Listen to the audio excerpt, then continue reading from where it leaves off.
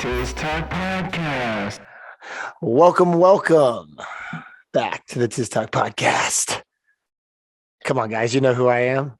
It's Chucktizz or Chuck Taco, whatever the fuck you want to call me. And I got my motherfucking co-host on the line, Toowoketogobroke. Broke. What's up, Toowoke? Yo, TIZZ TALK, not to be confused with TikTok.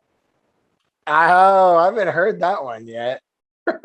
They should rename it TIZZ TALK instead of TikTok. They Or should. TIZZ. No, that wouldn't make sense. Fuck it. I was gonna say TIZZ TALK, but it's TikTok. It's the same shit. You see what I'm saying? Just a different letter. Gotta get creative. You always come up with the creative shit. Anyways, TIZZ gang. We're back. YouTube episode number 2, but I don't know what episode this is actually of the actual podcast, but I'm learning as I'm going. As you can see, we're sitting right next to it. Yeah, what up? No, what up, son? High five. Wait, I gotta do it this way.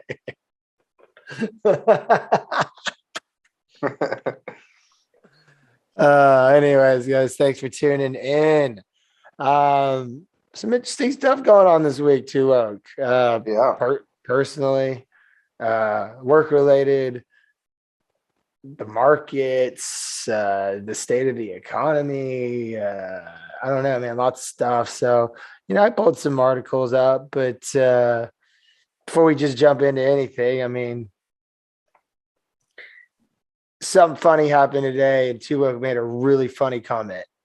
And we're going to name this episode after this comment, because I have to. Like I said in the last episode, guys, if you guys want to join the Bag Boys Discord server, which they're streaming live right now, I'm watching this shit. I'll drop the links in the bio or the description in the YouTube and on all of the audio platforms. But yeah, just a bunch of fucking children in there, man, fighting. And like, I own the server and I'm like out and about and they're just sitting there just talking mad shit. And I finally was just like, all right, that's it. Like, and then I pinged everybody and then all of a sudden, Toowoketogobroke never gets on this thing ever. But I saw him typing. I'm like, oh, y'all just wait. Toowoke's about to speak some fucking knowledge on y'all motherfuckers. And like, they're like, who or what? And then your comment was, I'll tell you right now exactly what it was. I got it pulled up. It was so funny.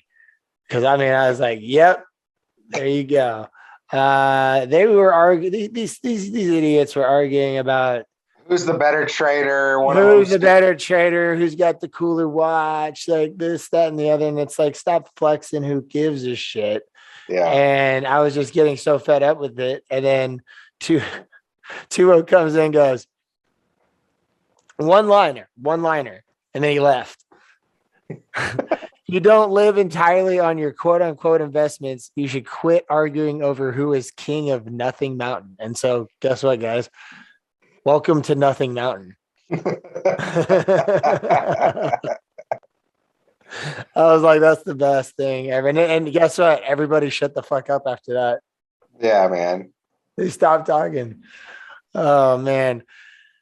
sTIZZ with your silent, invisible S. You were supposed to come on the show. He teased us. He teased us, man. He said he was going to be on the show, and then he said 9 o'clock my time, and then we get a last-minute cancellation due to now, guys. This guy's how old is sTIZZ? He's our age. He's actually like, I think his birthday is really close to yours. He's 33, 34. This man canceled on us to go to a baby shower, which I'm like, what the fuck? Like, men aren't even supposed to go to baby showers. Like, you're supposed to put that down with prejudice. Like, you're supposed to be like, it ain't going to be like, oh my, what? I'm going. Like, no, it's like wholeheartedly, no, I will not be attending your baby shower. I'm a man. But he's from California, Cali man. It's like the opposite of Florida man. Florida man goes too far being a man, and Cali man doesn't go far enough being a man. It's like, what about Texas? Texas is a good blend. I think most southern states have a little bit, I think Texas, Tennessee. I feel I like think we're not Alabama. really the South. We're like No, right you're in the not. You're middle. not the South. We're like right in the middle between West and like You know what Texas is? Texas is a little bit country and a little bit rock and roll. we want to. Everybody wants to be our own country, man. You know what Texas is? ZZ Top. That's what Texas used to be. Now Texas is turning LaGrange. into LaGrange. like fucking Toby Keith, but it used to be ZZ Top. You know what I mean? Like LaGrange, baby. yeah, LaGrange. The One of the best first albums of like any band, man. Like that shit goes hard right there. No, it does. And it's so funny. B Welds was just in town this weekend. He lives in LaGrange, and man, did we have a fucking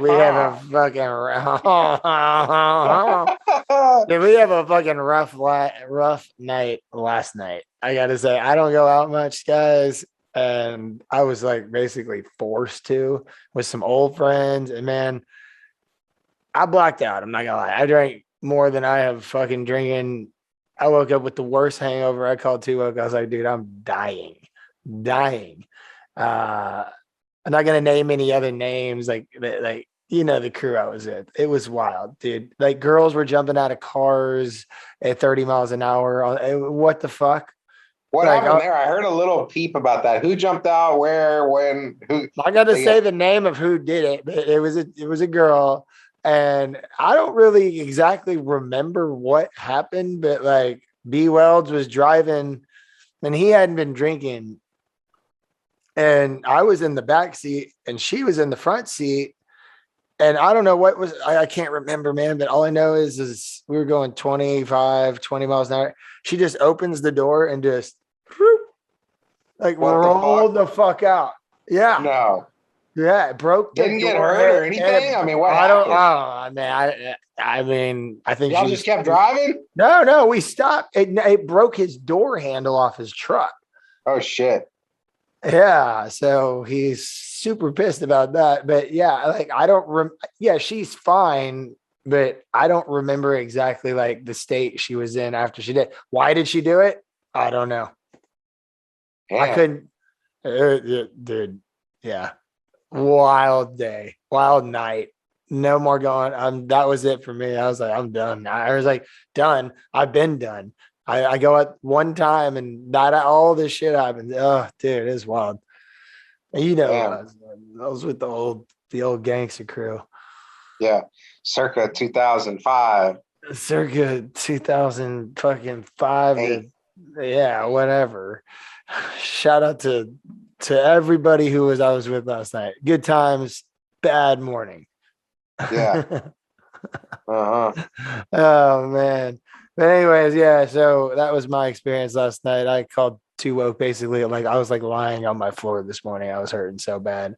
I could barely. Well, you know me. I've had a couple bad hangovers the last 6 months. So it was it was good to hear you suffering a little bit. It was rough, dude. I mean, as I said, hair of the dog. I mean, it's Sunday night. I'm still feeling it. Yeah. Let's just put it this way. Weed didn't even help. Okay. Damn. Yeah. Normally it does. Not this time. No.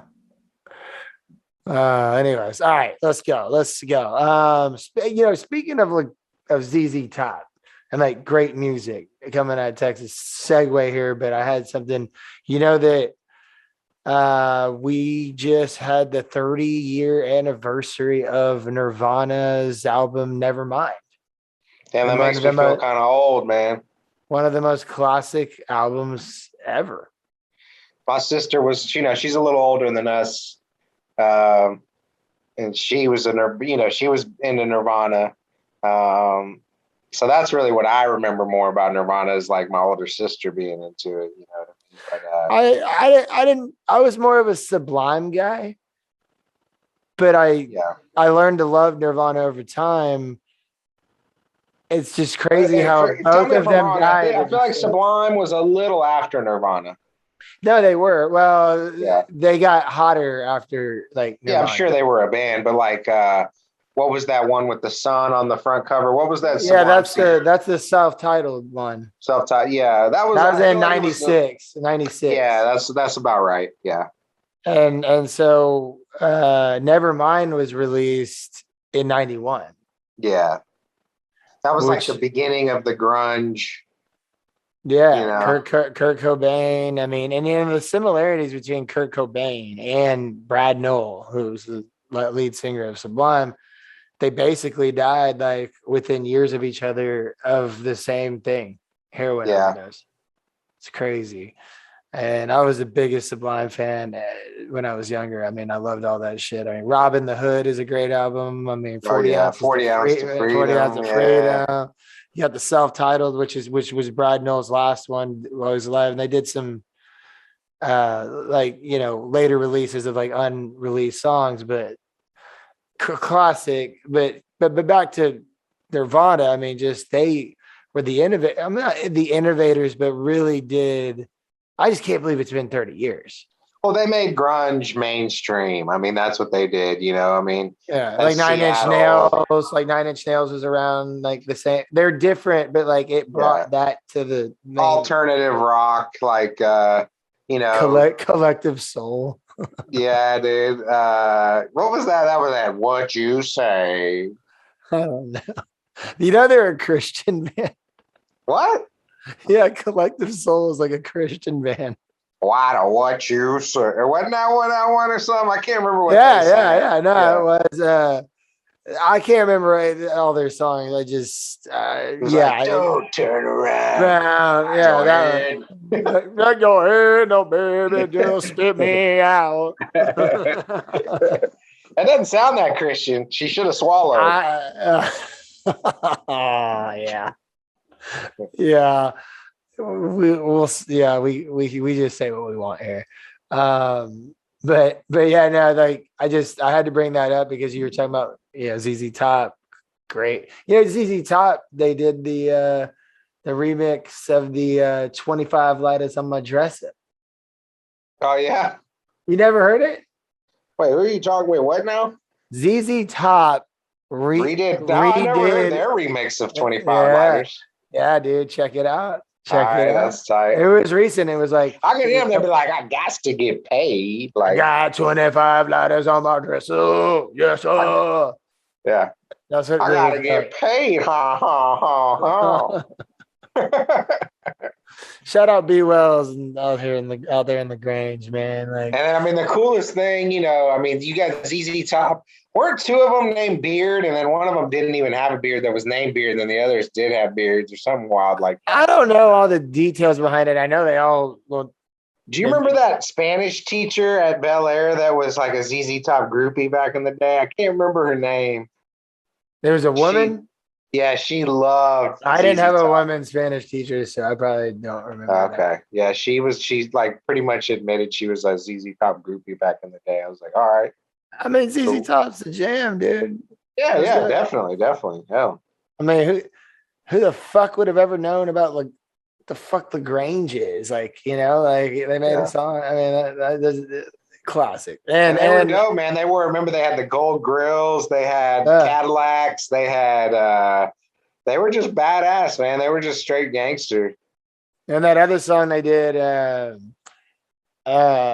Would really knock out with the cheap sunglasses. Well, cheap sunglasses is another one, but it's like dun dun dun dun dun dun. Fuck! It's like a well-dressed man or whatever the fuck. Sharp-dressed man. Sharp-dressed man. Every girl's crazy. Sharp-dressed man. No, yeah, ZZ Top, dude. They're fucking classic. Yeah. Got to give the shout out to Nirvana though on the 30-year anniversary. What's a funny? We may have talked about this on another show, but you heard about that kid suing Nirvana, right? No.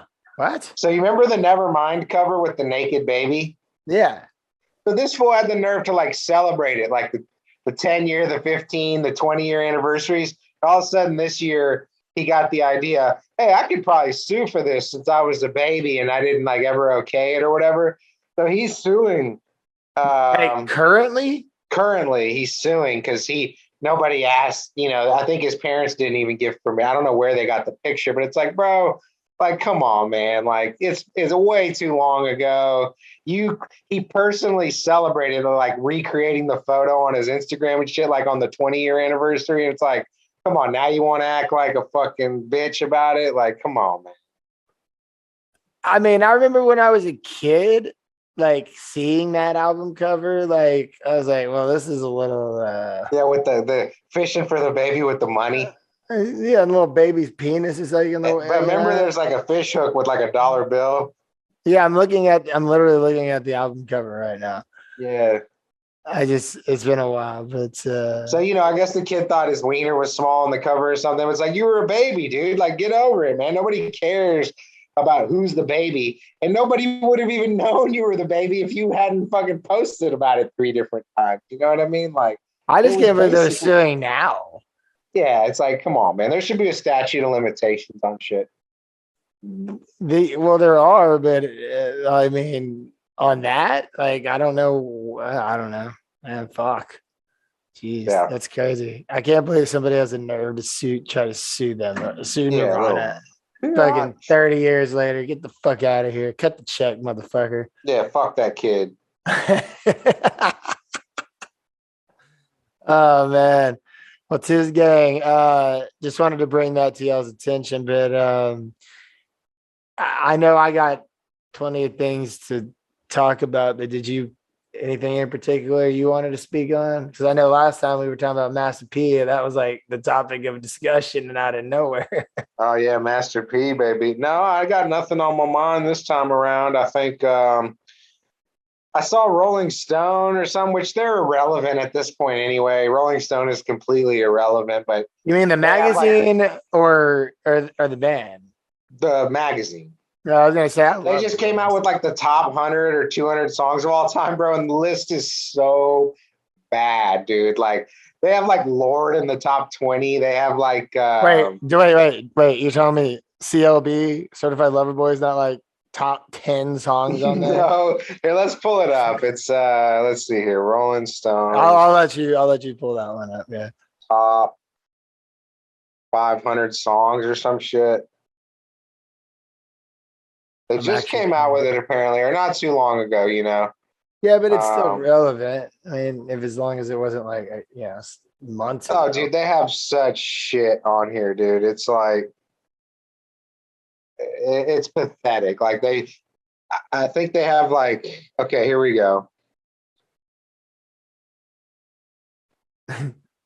Let's go to the front of the. Oh shit, man. What? Well, it's just like taking too long to like load the front, Yeah. But let's go 1 through 50 here because it's just so. We're gonna go down the list. All right, let's do it. I mean, people, it's and they're just trying to stay relevant because they have no, they've just got nothing. So anyway, so the first song on the list is Aretha Franklin, Respect. Like, okay, whatever. I gotta respect Aretha Franklin, man. Yeah, I respect that. Written by Otis Redding, by the way. Okay, all right. I can dig that. Public Enemy, Fight the Power is number 2. Really? Yeah, which I mean, that was at the time, that was a very.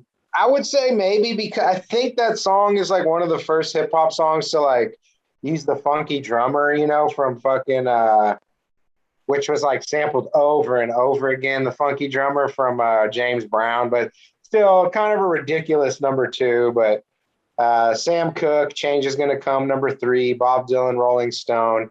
Nirvana, Smells Like Teen Spirit, number 5. That deserves to be there. I think that's probably placed correctly. Marvin at number 5 of all time, though, like that's kind of but okay. I mean, that was the song, man. Yeah, like, Marvin Gaye, What's Going On? The Beatles. I mean, if we're gonna start talking about Marvin Gaye and the Beatles and shit, I mean, okay, then maybe 5 is a little high. Well, that's what I'm saying. The Beatles, Strawberry Fields Forever. Like, come on, that's.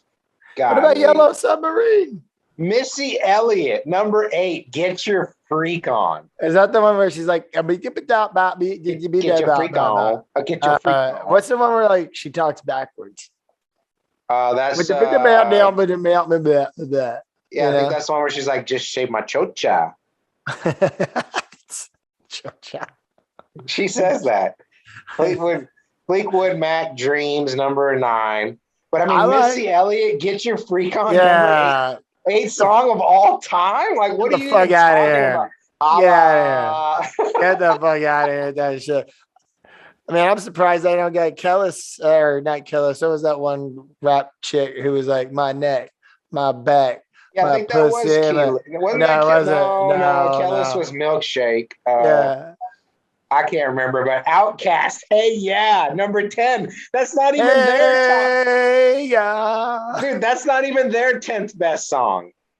No, not at all. That's like there's Outkast has way better songs. Like, I love that they put Outkast on the list, but you're gonna take Hey Yeah, dude. Like, well, you got to think about it, but like they're probably taking it the statistics, like of how many listens and how many. They're not doing that though, because Aretha Franklin respect and like, no, they're not doing that.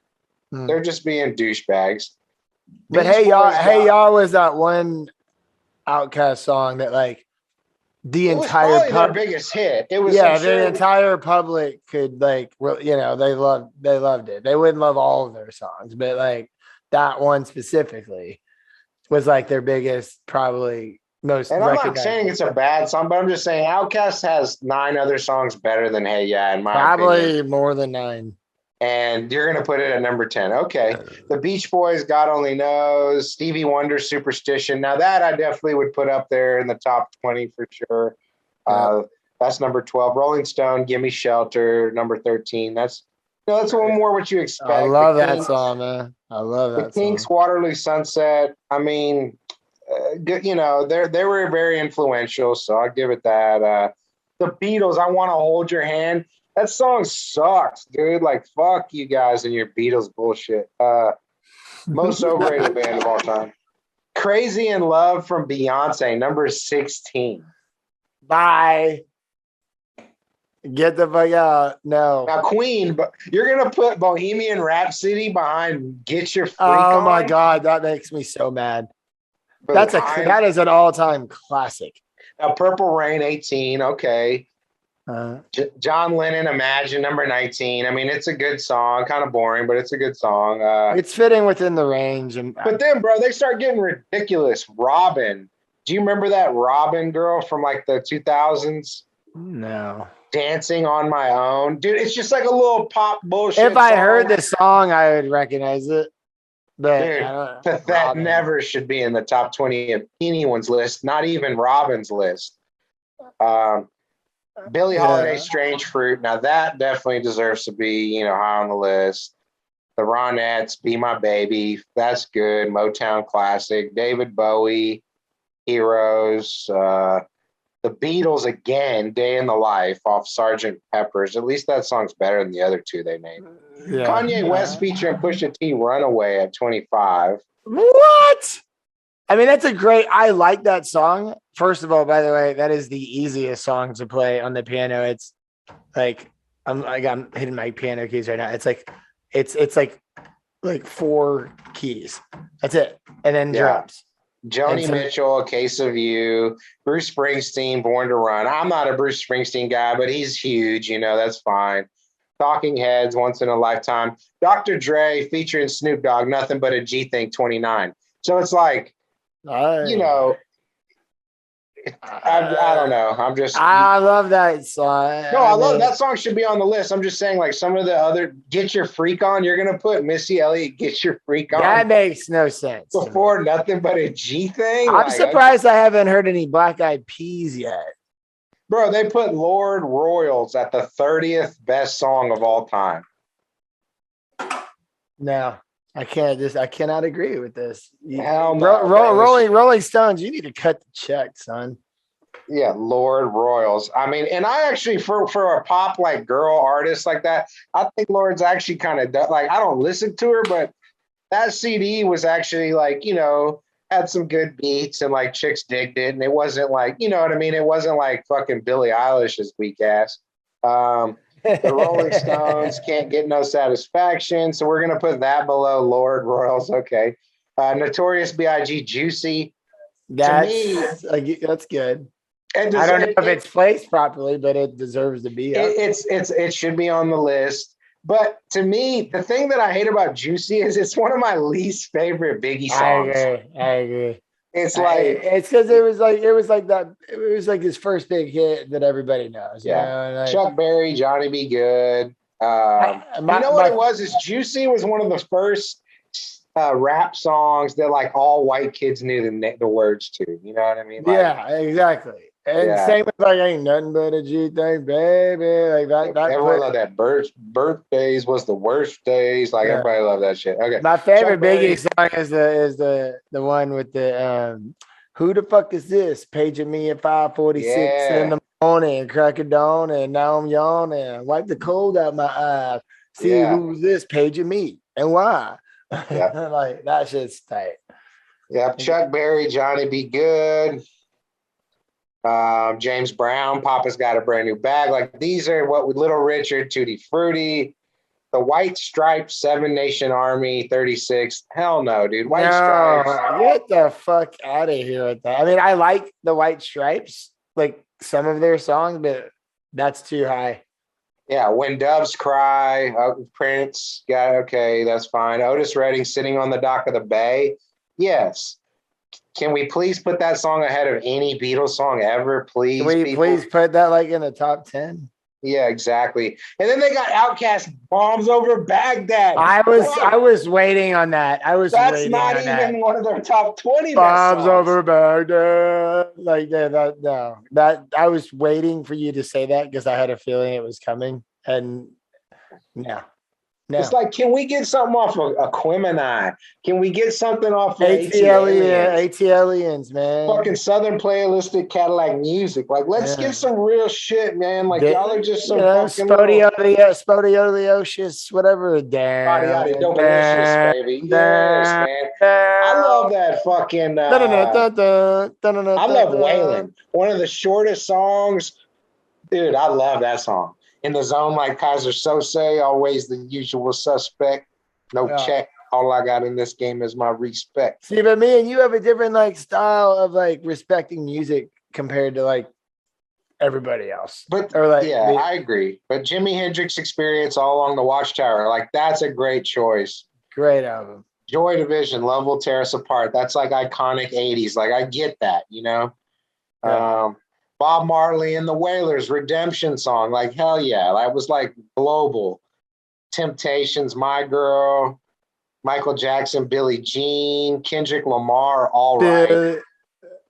Number 45, Kendrick, All Right.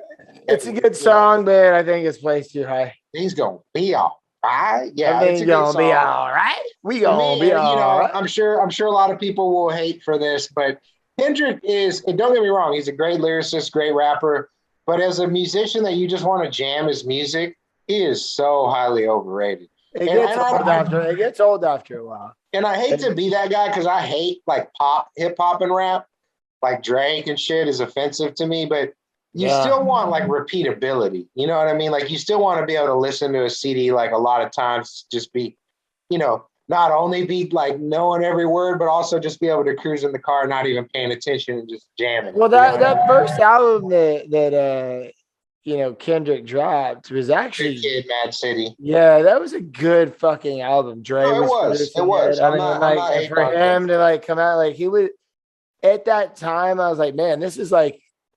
Now I take it back now, but I was like, man, this is like the new Tupac. Yeah, but he's got his head too much on his shoulders. Well, now I don't feel that way anymore, but I did when it first came out.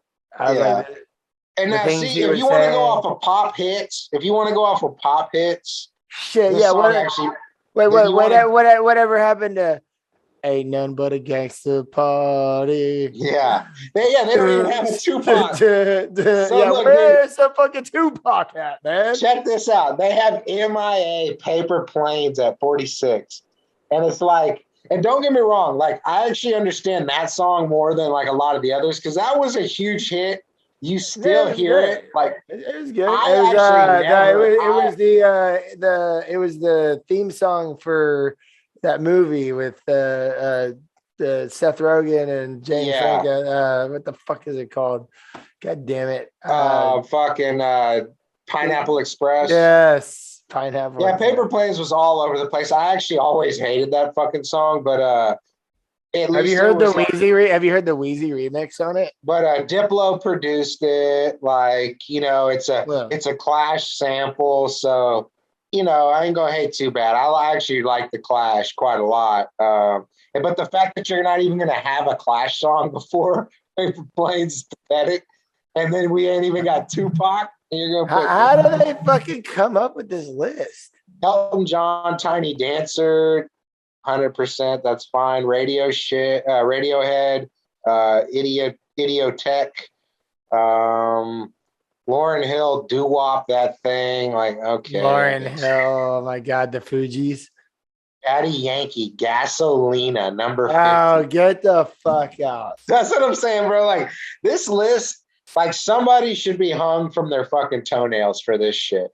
Like, this is pathetic, man. Like, and we're not going to go any further into the fucking list. But yeah, we hit 50. We hit 50. We hit 50, which is pretty damn impressive. Well, no, that's what you said. You said you're going to go through the first 50. And I'm not impressed by that list at all. At all, man. Like, it's actually pathetic. And we know they're trying to appeal to like younger people, but I don't know, man. Get your freak on in the top 10. Like, Missy Elliott was dope. Like, she's the best woman rapper of all time, in my opinion. Really? Yeah, she's way better than Nicki Minaj, dude. Okay, rapper. I was like, wait, come on, man. Aretha Franklin, Mary J. Blige, but like that's R&B. That's different. Yeah, and Lauryn Hill would probably be the best female rapper, but she sang a lot. Like, you know what I mean? What about Lil' Kim? I hated Lil' Kim. Fuck Lil' Kim. Foxy Brown was probably like decent at one point. I never liked her verses because she was always on with like some of my favorite rappers. So it would just be like, dude, she's like not even close to on the same level as like you hear with Jay-Z, The Firm, with fucking Nas and AZ. Like the last thing I want to do is hear Foxy Brown after I hear Nas and AZ. Those are pretty hard to beat. Yeah, so like, but that's the only reason. But Foxy Brown was, decent. Missy Elliott, Nicki Minaj sucks to me. Nicki Minaj is not like. I've heard a lot of her songs, but I ain't gonna relate to that. Oh, what's that? Oh shit, I'm forgetting. Oh man, she was Cardi B. No, back in the 90s. What was her name? Oh man, I feel bad. She was probably the best rapper, actually. What the fuck was her name? Was she a part of a group? Don't go chasing waterfalls. Oh yeah, TLC, maybe but maybe you put Left Eye or whoever the rapper was, T-Boz. I don't know. I was just thinking out loud. I don't know who you're talking about, but Salt and Pepper's here. Maybe you could do that. MC Light. Oh, Queen Latifah. I forgot about Queen Latifah. Oh, Queen Latifah's a boss. Yeah, but MC Light's who I was thinking about. She was pretty dope. It's just like I don't agree with that list at all. The way it's ordered, like that's trash. That's garbage. Come on. But who do you know that even has a Rolling Stone subscription? These days, who the fuck knows? But back in the day, though, that was the shit. Like, I didn't even really know anybody that had one back in the day. But I didn't. But what I'm saying is, you're right. There was a time when it was the shit. You got TIZZ gang. Go watch the motherfucking. I said this last time. The Defiant ones. Okay. Go watch Jimmy Iovine, and Jimmy Iovine is just some Jewish dude who's just real smart. He knows music, and he goes up to Snoop and Dre, and he's like, "I want to put you guys on the cover of Rolling Stones." And Snoop's like, "Rolling Stones? What the fuck is that, man? We put us on the Source, man. We want to be on the Source." And Jimmy's like, "No, you don't understand." And they did that cover. There's a classic cover. Yeah, shot. I remember that shot. And then Snoop was talking to you. He goes, Man, I swear to God, after that, I never had so many white people come up to me in my life saying, what, it just blew them up. It was like during the Chronic, the first Chronic album. Yeah. Sometimes I think them old stories get blown out of, like it made a fucking difference, but whatever. We'll give it to him. Snoop was saying it was the first time in his life that white boys were walking up saying, Snoop Dogg, because of that, because back then we didn't have social media and shit. That's true. I mean, you didn't like see people's faces much. But let's be, it was really more MTV and shit. But anyways, I want to talk about one thing before we and maybe you've seen it, maybe you haven't. If you haven't, then we'll touch on it next time. The Many Saints of Newark. I haven't seen it because the way I watch my movies, I have a site and it's not in HD yet. Okay, well, we won't talk about it. It's on my list that it didn't do very good. We won't talk about it till you've seen it. I'm just saying, I had it on my list and it looked like it didn't perform very well. I concur, but I don't want to say much and muddy your waters. It's fine. That's fine. I'm just saying. What did you think of The Irishman? It was very long. I'll say it straight up sucked. It was a shit movie. I can't say it was a shit movie just because like Joe Pesci like impressed the shit out of me in that movie. Like he's just that old fucking. Yeah, Joe Pesci was by far the best. I will agree on that. I'll agree on that. But Scorsese, I'm sorry, they did a shit job. It was way too long. They spent a ton of money. And the Jimmy Hoffa thing. Who cares? That's what happened because you put it in a movie. Yeah, exactly. But Scorsese, the directing wasn't even good. They spent a fortune on that movie. You had all those heavy hitters, and really only Pesci had a good performance. And the story sucked. You didn't care about any of the characters. It was very slow. It was shit. Yeah, it was. But I compare it a lot to The Many Saints of Newark. Like it's just boring. Nothing's going on. You don't care about any characters. I don't want to hear it. You're going to ruin Tony Soprano for me, dude. You might not want to watch it, to be honest with you. I might have to take your word for it because I love, The Sopranos, my favorite show. And so if this is going to fucking deteriorate it, in my mind, it will do nothing for you as a Sopranos fan. I was actually stoked about this, okay? It answers one question. Don't do it. Don't ruin it for me. Yeah. I'm going to watch it. The question doesn't really have anything to do with, well, it's not what you think. Well, I don't know what you think. I think what I'm thinking. It's not what you think. Regardless, I didn't look into it, but I heard about the ratings. Crappy movie. It's a damn shame that they made it and then that they made it like they made it. It's like I would have had a better time just chilling with like old school Paulie, old school Sil, old school fucking Pussy. Are they not in it? They're not in it. They're not part of the minor, very minor. Well, I know Uncle June's in it. Uncle June's in it. A lot of them are in it. Richie April's not even really in it, dude. Like it sucks, bro. It sucks. Stop. Just stop. And here's the thing is like as a standalone movie, I'd say it'd be like, what the fuck was that? But with all the tools and all the backstories and all the great characters they had to work with, it was like, what the fuck is this shit, man? Like, you had all this shit already built in, an audience that already knows all these characters. You don't even have to explain shit. Just hit the ground running.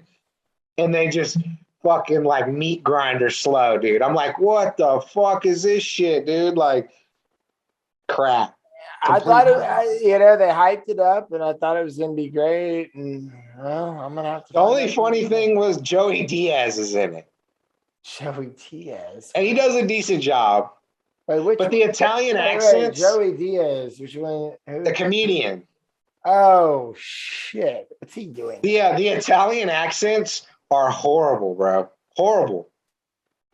See, James Gandolfini is just unreplaceable with this shit. And it's his son that plays him. His real son? Yeah, which was kind of cool. He has like a similar kind of shit-eating grin at times, and I was like, okay. Other than that, I didn't really feel him in the role, but a couple times his facial expression was like really good. I was like, oh shit, like I see Tony, you know what I mean? But other than that, crap, man. All right. Say no more. Yeah. I'll just say no more. Speaking of movies, did you ever watch the first Venom movie? I didn't, but it looked kind of gritty. I liked it a lot. The first one. So they just dropped Venom 2 and Let There Be Carnage, which, if you know comic books, Carnage was the red guy. Yeah. Venom was the Spider-Man. But I haven't seen it. But so it just dropped this weekend. I'm super stoked because the first one was really good. Woody Harrelson plays Carnage. I'll check it out. I haven't seen it yet, but I've seen the first one. And the first one was really good. Spider-Man wasn't in it, but it just like... Well, thank God. Spider-Man is one of the worst characters in all the cinema movies. Well, I think he's in this one, but Toby Keith. No, not that. Or Toby Maguire, not Toby Keith. That would have been fun. No, the new Spider-Man kid. No, I know. I'm saying I was gonna run through the list. They all suck. No, the newer ones are better than fucking Toby Maguire, dude. Fuck, dude. Dude, I was on 2CI when I saw Spider-Man. You told me this. I think we talked about Oh my God, dude. Funniest movie I've ever seen. Well, yeah, you were on 2CI. But it was hilarious.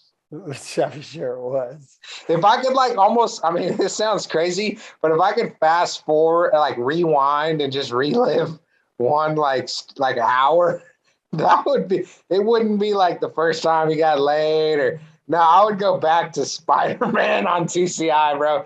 We were laughing. Can you even get 2CI anymore? Is that shit even probably exist? not, but I'm sure it's illegal now, but what was so amazing about that story is it was a packed theater and we were all losing our fucking minds and we were getting shushed and people were pissed, but nobody went to go grab the manager to get us kicked out because we should have been kicked out of that movie and we were not. It was awesome, man.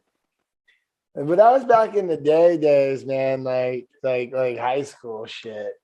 You know? I mean, I'm talking like Psycho Ward laughing. Like we were laughing so loud that like your stomach, like it hurt. You know what I mean? Like high pitched laughing gas Joker when you type take laughing. a bunch of mushrooms and you just start laughing so hard and you can't stop.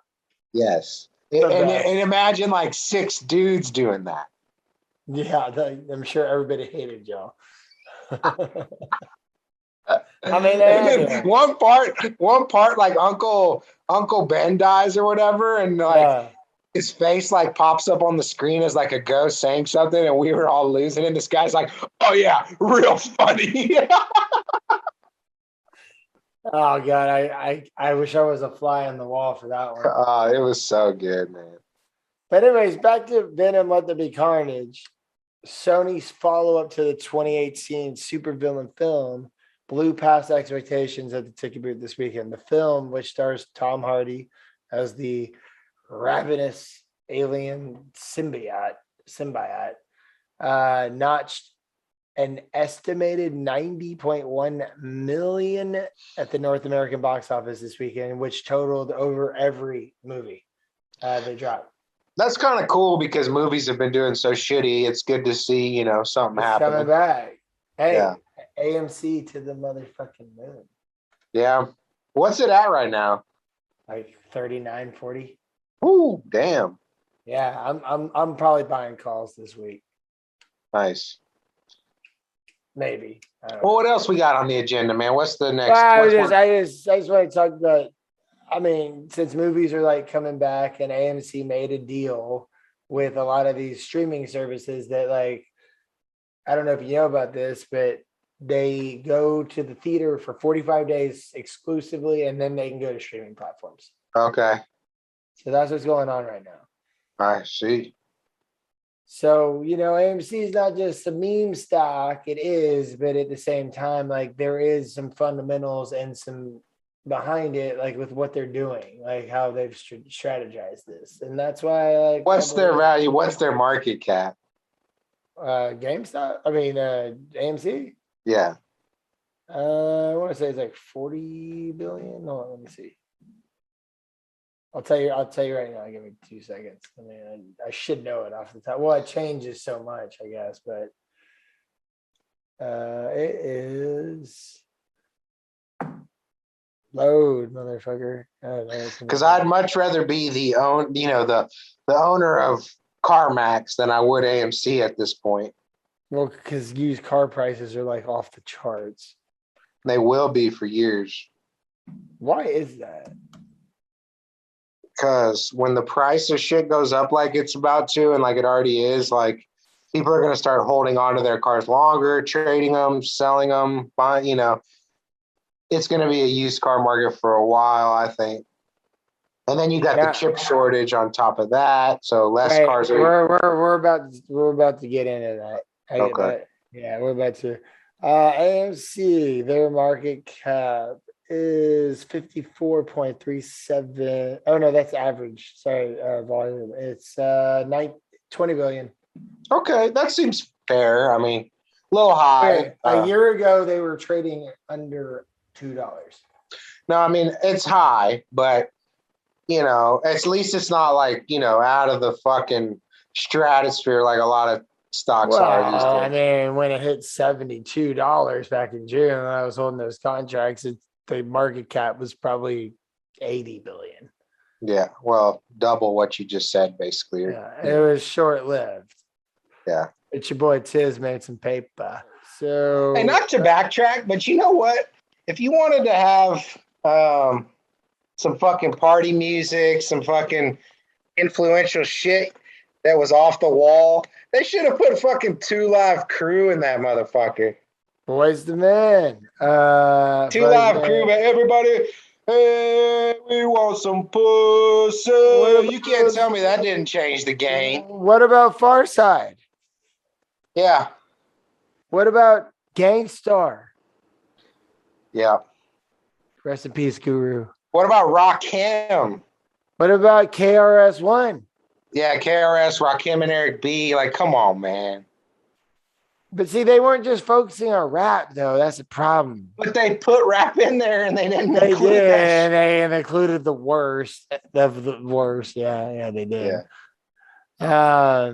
So you were talking about this chip shortage thing, and I want to get into this because it's a big deal.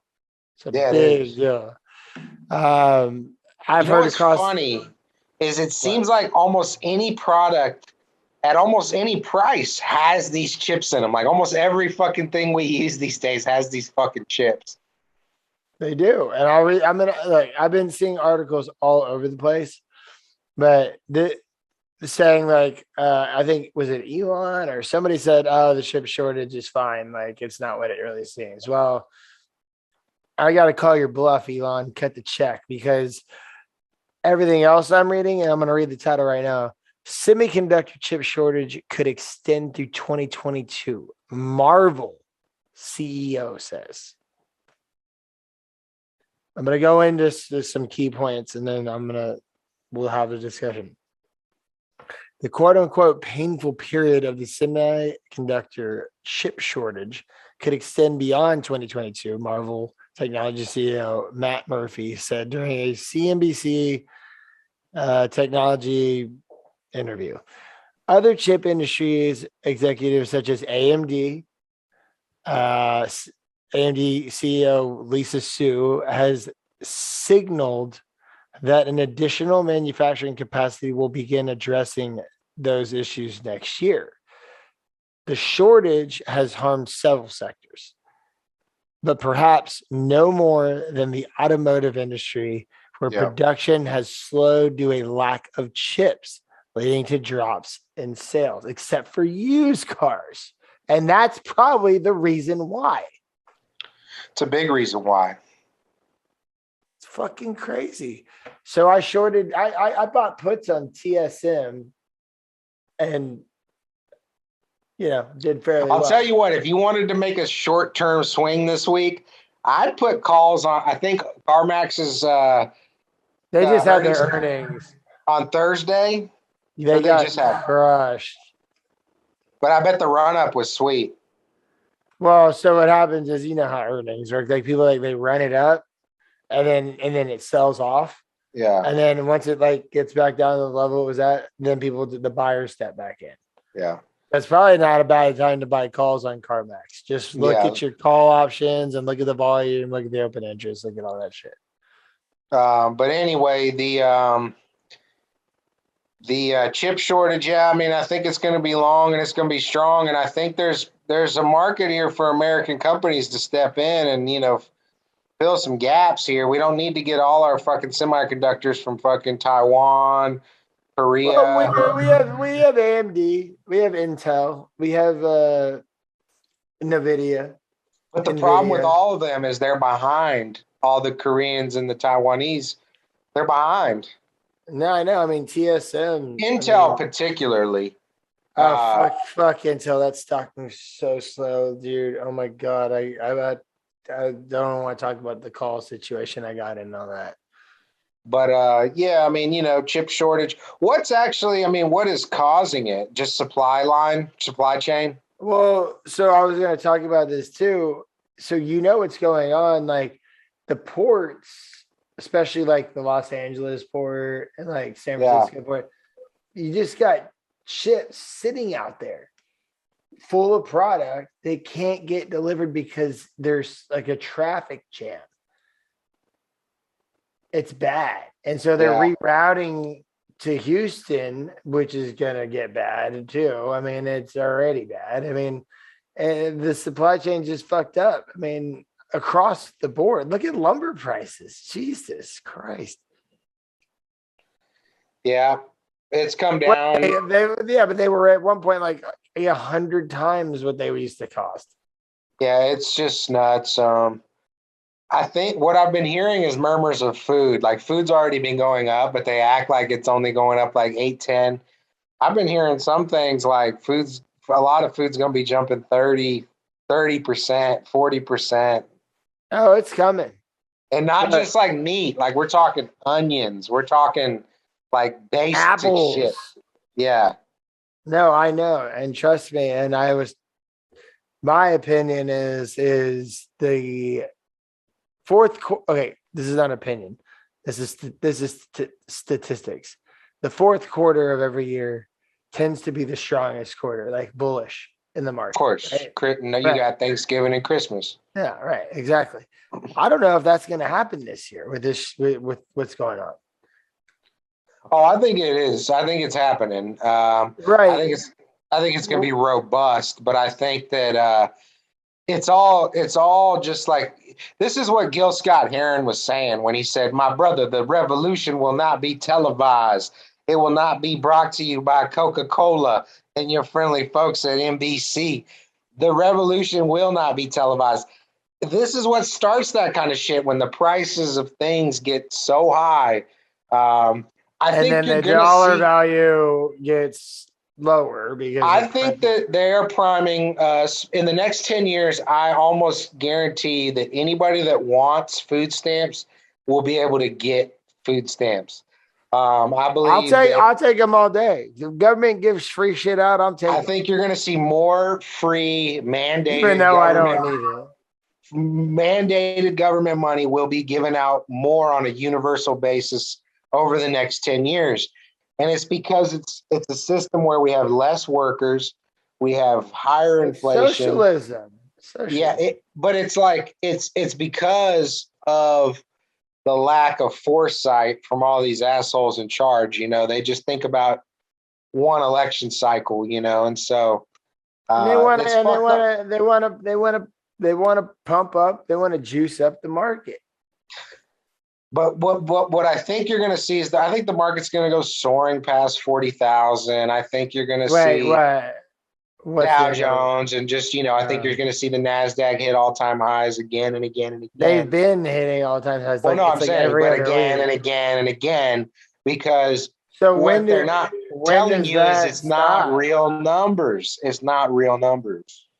I have a feeling you're right. Fourth quarter will be strong.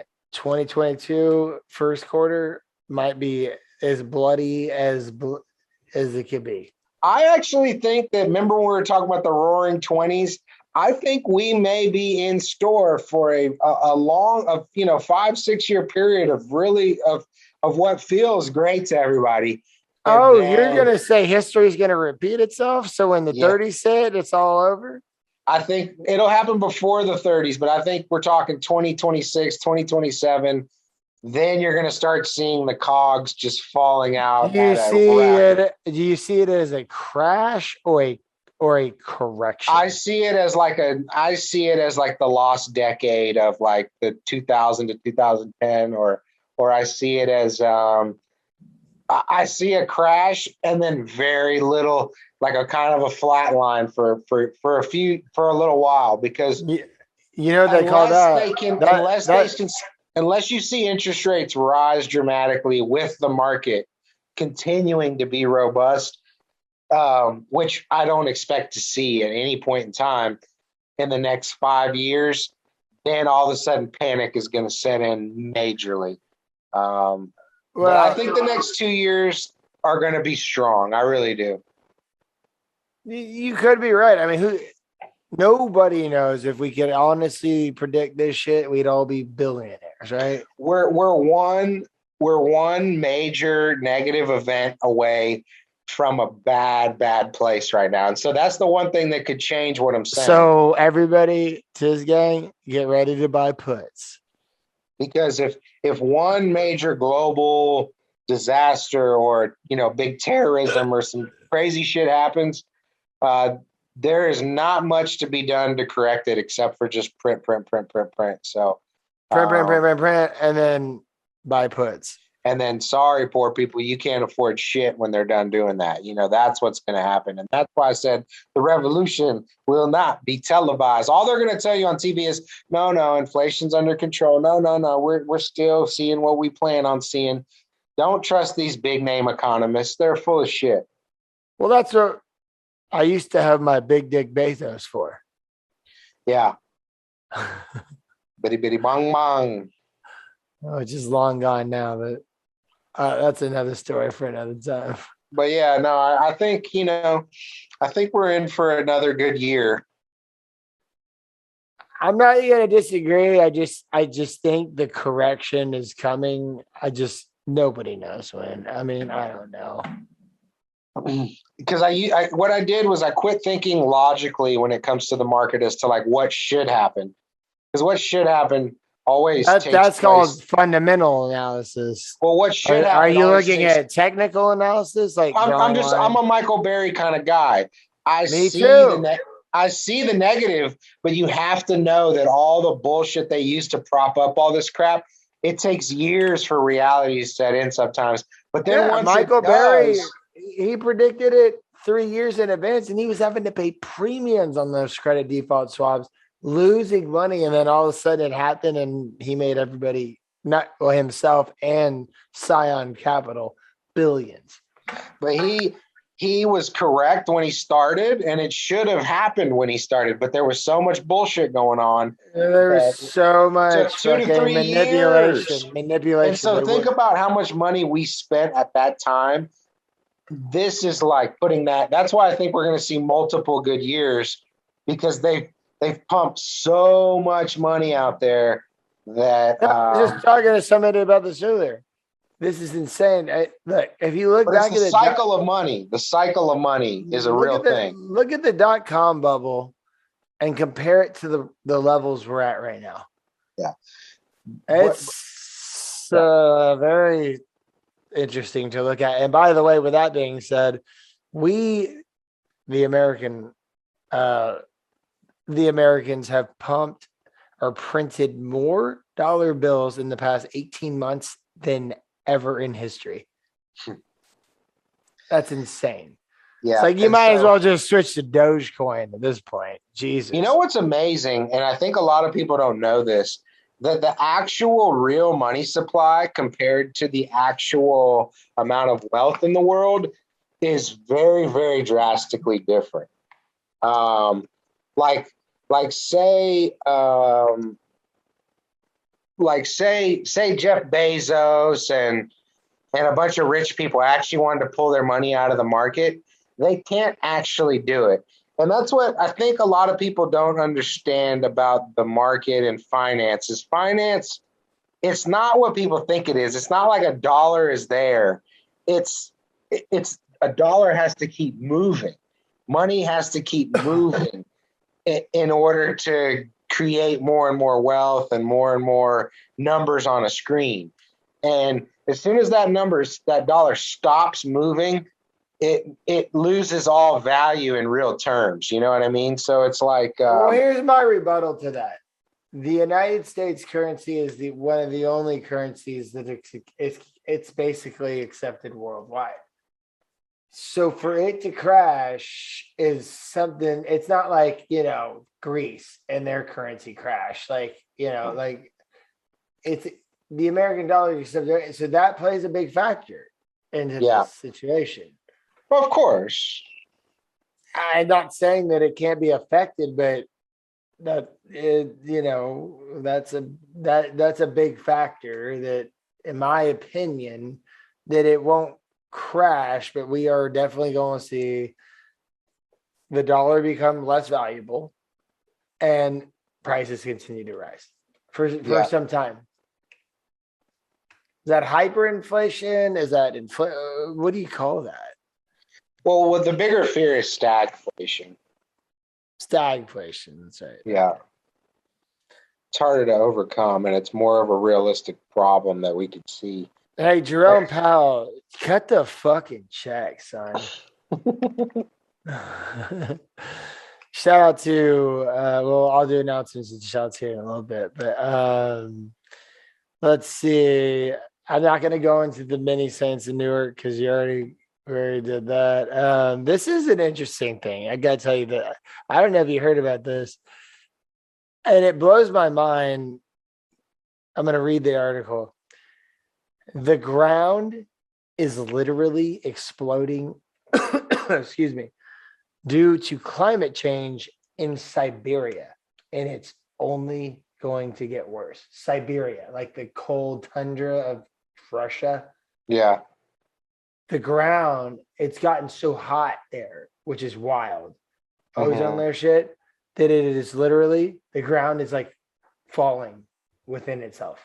Yeah. I mean, you guys should see this fucking picture. It's insane. So, hey, I just wanted to backtrack 1 second because this is interesting.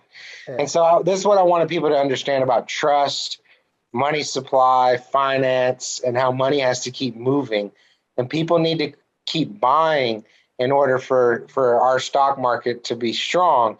And this is exactly why. So we're going to go back to 1999. And granted, it's gotten drastically worse since then. But 1999, okay? 3,000. The .com era. 3,066 companies were named were part of the New York Stock Exchange, okay? And if you added all the stocks in the world, only 3,000.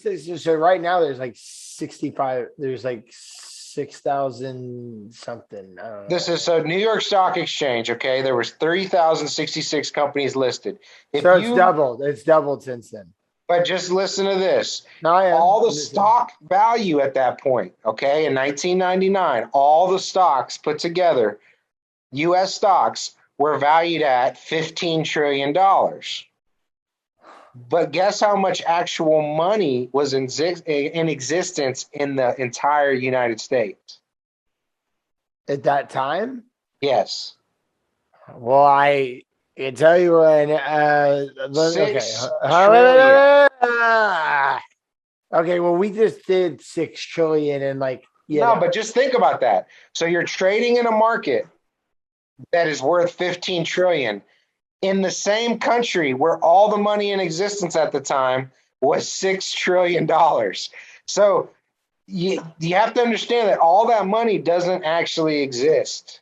You know what I'm saying? It doesn't It's printed. exist. It's like you said, it's like Dogecoin. It's Money on infinite. a screen. So the It's minute that the tide turns and enough people are selling, especially at the top levels, you run out of money, right? I mean, that's why shit crashes so hard. And right now, that was like a 2.5 to 1.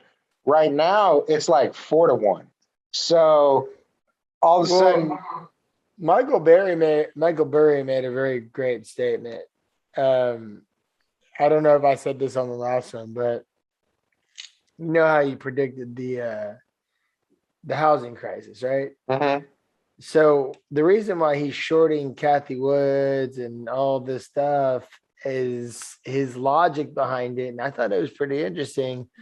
He said, he's like, all these retail traders and all this stimulus and everything, everybody's just pumping it up. Yep. It's going to come down, guys. You better buy puts. Yeah, I just think timing the bad times is harder than timing the good times in this world. But obviously it's coming at some point, but that's not really a real statement. It always is going to have ups and downs. Well, but yeah, I agree but wholeheartedly. he made a good point though. It's like all these retail traders are just like throwing all their money at AMC and all this shit. Like they say, when the janitor is giving you stock advice, it's time to get out of the market, and that's where we are. You've got people who've never done shit in their life telling you what stock to buy, and it's like, what the fuck, you know what I mean? Like, yeah. Watch out for some of those Discord channel call outs. Like, be careful. Because let me tell you this too, is that's exactly what that money stat that I just said, that's why it's so important. Because when people start selling, it happens in a blink of an eye. Because that money, that fucking liquidity, it dries up fast because there's only so much real cash out there.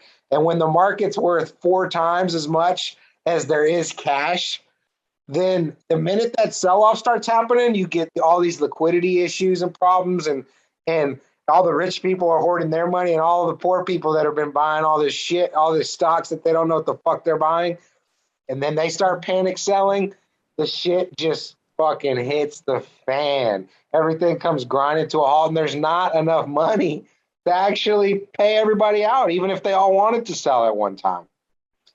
And another problem is if, just like in the 30s, if everybody wants to liquidate and get all their cash out, you can't do it. The banks can't cover it. And the one thing I think we're going to see is when the crash does happen, don't get me wrong, rich people the ultra wealthy are always going to do better than the retail investors, obviously. But I don't know. Not against me. But I think we're at a point when the crash does happen, there's going to be a lot more rich folks hurt than in the 2008 crisis. I think you're going to see a lot of people like Kathy Woods holding the bag, and they're going to the bottom of that bag's going to rip out. And I'm not saying Kathy Woods is going to bust. I'm just saying there's going to be some people that are very highly touted and worth a lot of money right now that are going to eat shit hard when the shit hits the fan off of this one, whenever it does happen, because they're buying in. I'm hearing a lot of really rich, smart people buying in just like dumb retail traders are to ideas that have no principle in history. There's no retail traders such as myself, and trust me, TIZZ gang, I have lost thousands learning how to trade options. I still lose, but I'm up finally. Yeah. And see, that's the beauty. If you can stay, I can see how if you could stay really disciplined in options trading, how sometimes you could be better off than a short to medium term stock trader, because when the shit does hit the fan, you at least have, if you're only betting with like 10% of your stack or 5% of your stack and the shit hits the fan, and it's short term.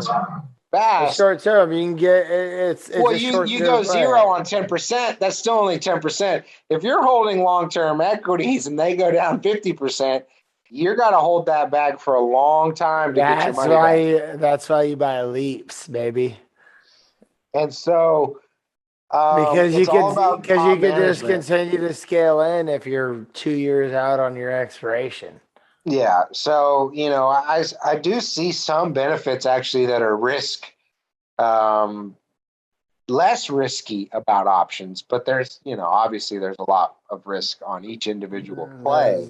There's But, a lot of risk in options. of course. Each play is more risky, but as a portfolio hold, if you happen to have money in when the shit hits the fan, if your pot management's correct, you're only down a certain amount. But anyways, True that. No, I mean, well, let's that was it. Next. No, I just wanted to finish on the Siberia thing. You remember back in 2020, we did an episode. I told you there was this point in time where Antarctica was warmer than Florida. Yeah. Yeah. Yep. So this ties to the Siberia. Siberia is supposed to be cold as fuck, but it's the ozone layer has gotten so bad over there that it has become so warm that the ground is exploding beneath it. What?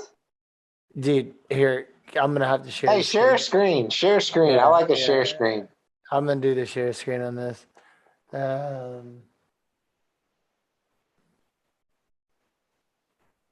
Exit out of all your porn tabs and then share screen. Yeah, let me get Pornhub out of here. Wait, what do you see? Huge glass explosions are erupting in the icy soils of Siberia. Let's start from the top. All right, you see that? Yeah. It's a pure stroke of luck that none of the explosions and their giant craters have caused loss of life or infrastructure damage, said one.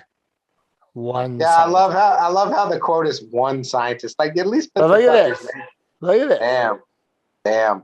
This is in Siberia where it's so my guess is that since the permafrost that's always there is gone, now you're getting like these methane and bubbles of natural gas that are seeping through the ground. Yeah, I mean, and if you want to read this, it'll causing huge pockets, and then when they burst, it's just like boom. I mean, Chauvin and his colleagues based much of their model on an expedition to examine a new crater called C17, which formed about 2 months after it exploded in Siberia's Yamal Peninsula during the summer of 2020. The fresh conditions of C17, which is 100 feet deep, provided new insights into the dangerous interplay that occurs between shallow surface layers warped by global warming and deeper pockets of and that's what I was saying is, and like if you look above, it says the permafrost is melting, and so it allows the seepage of all these gases to hit new layers and pockets, and then boom it's just like a hole in the ground. It's amazing. It's a crater. It's nuts. It blows my mind. But that's that too. So you saw that. All right. So I mean, I just look, I don't anybody's take on, you want to call it global warming or climate change. Look, I get it. It's cyclical. This shit happens, but we are amplifying the fuck out of the process, like out of the rate of how. Do you understand what I'm saying? Of course I do. I mean, back in, back before we even really had an industrial revolution, this was back during the French Revolution. The globe got cold, it was the mini ice age, right? That's why beer was invented and a lot of other shit. And that was the cyclical moments, which it's all still cyclical, but now we have pushed it to another level. But when it comes to carbon, you can get. It doesn't take very much at all to change the temperature. You can do this in a fish tank if you want to experiment. Put a heat lamp, set off some fucking baking soda and vinegar. You're going to get carbon dioxide. That aquarium's going to heat up a few degrees very quickly. You know what I mean? So it doesn't really matter what the fuck the cause of it is, people. If it's happening, it's still going to fuck shit up.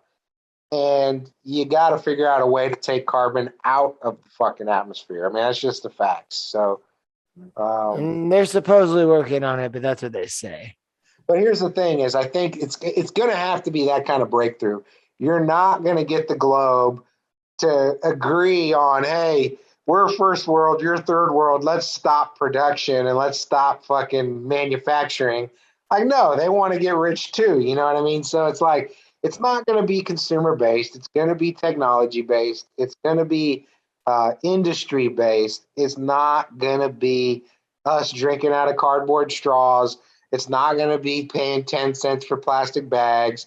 It's not going to be farting in a fucking recycled can. You know, it's not going to be consumers. Okay. Farting in a recycled can. What the fuck? Just saying, like, they're going to act like it's us. When, yes, individually it is all of us, but it's really the industry, it's the countries, it's the governments that really are the ones that produce and can control any kind of effective change in being carbon neutral at all. And I've read some crazy shit. It's like, we're at the point of surpassing reversal on some of this stuff. Yeah. And so, we'll see what happens. But the fucked up thing is it's not going to happen in our lifetime. Like it's our children's life that really is going to see the effects of this. Well, like I always say, fuck them kids, you know what I mean? But it's like, when it comes to the globe, let's be a little more practical, I mean, look, this is our spaceship. This is our planet. This is where we live, and Earth is my planet. And all I'm saying is, it's just like a lot of people, boomers especially. It's like, well, I ain't gonna be around for this. I don't give a shit. Well, me and Larry were talking about this the other day. The boomers are they love to celebrate themselves, but they're actually the worst generation of all. They're the worst. They were softer than the last one. They produced all these shitty kids. They fucking just they had it easy. They had the last easy road. You know what I mean? Yeah, my dad's retirement. A boomer. He got lucky as fuck doing what he did. And just a shout out to the boomers, and I what are we? Gen Z, Gen X? What are we? I don't even know. But are we millennials? Doesn't matter. I got the WrestleMania 14 shirt on. Shawn Michaels versus Stone Cold Steve Austin, and that's the Generation X, baby. Suck it. I'm surprised WWE doesn't have their own crypto coin yet. Well, they're probably. But they don't have a crypto. But yeah, man, I agree with you. I mean, I don't know what the answers are or anything like that, but I think a few things remain facts. And Japanese people and Chinese people, you need to stop fucking killing whales and all these fucking fish, bro. The ocean, you're gonna fucking kill all the dope shit in the ocean. Yeah, if you fuck up my tuna, I'm gonna fuck you up. I'll super kick you. Yeah, I mean, all these, don't be eating sushi more than once a week, people. Y'all gonna deplete these motherfucking things. Well, don't eat farm raised salmon, please. No, don't eat farm raised anything. Well, fish. Tilapia is the worst too. Fish wise, that shit is gross. Right, the grocery stores, if it's farm raised, they color it pink salmon. It's gross. Ugh. Yeah. Ugh. I won't eat it. I won't touch it. Fucked up. No, I won't eat it either, man. And I mean, And they're it's just getting sitting there just more eating and their own more. shit. They're just parasites. Parasites, like it's disgusting. It's getting more and more prevalent to see. Yeah. Why don't we do some announcements and shots? I think it's time for a little bit. Now shots. I'm gonna do some birthday shout outs real quick, and then we're gonna do some announcements here that I have for you. I want to give a very special happy G day to my homie Casey Kiernan. Okay, his birthday was on the 21st of September. He runs a fucking awesome podcast that's blown up on YouTube. It's called AM Hoops. It's all about NBA basketball. He's crushing it. He's crushing it. Absolutely crushing it. Casey, happy belated and keep doing your thing, man. AM Hoops, TIZZ fam, TIZZ gang. Go look it up if you like basketball. Also want to give a belated birthday shout out to my homie John Bass, the movie star. His birthday was on the 22nd, as well as Kathleen. Happy belated, Leaner. I was just talking to her earlier today. And the last one, well, not the last, but you got to give a shout out to the homie Robbie Wilhelm. His birthday was on the 23rd. Just turned 35. Happy G Day, bro. Couple more, and then I'm gonna move on to some announcements. Kelly May, happy birthday, 34th. Kelly May. Yeah, on Monday, the 27th of September. Yeah, Kelly May. The fuck? What? I wasn't. I mean, what? I was just saying, oh shit. No, I just think it's funny. I mean, I haven't talked to her in God knows how long, but it's on my. What are you looking at? Facebook or something? How do you know these? No, it's on my calendars. Yeah, so Facebook is linked to my calendar, and it has people's birthdays on there. My homie David Smalls, baby, 35 on the 28th of September. Randy Davila, 34. Happy belated.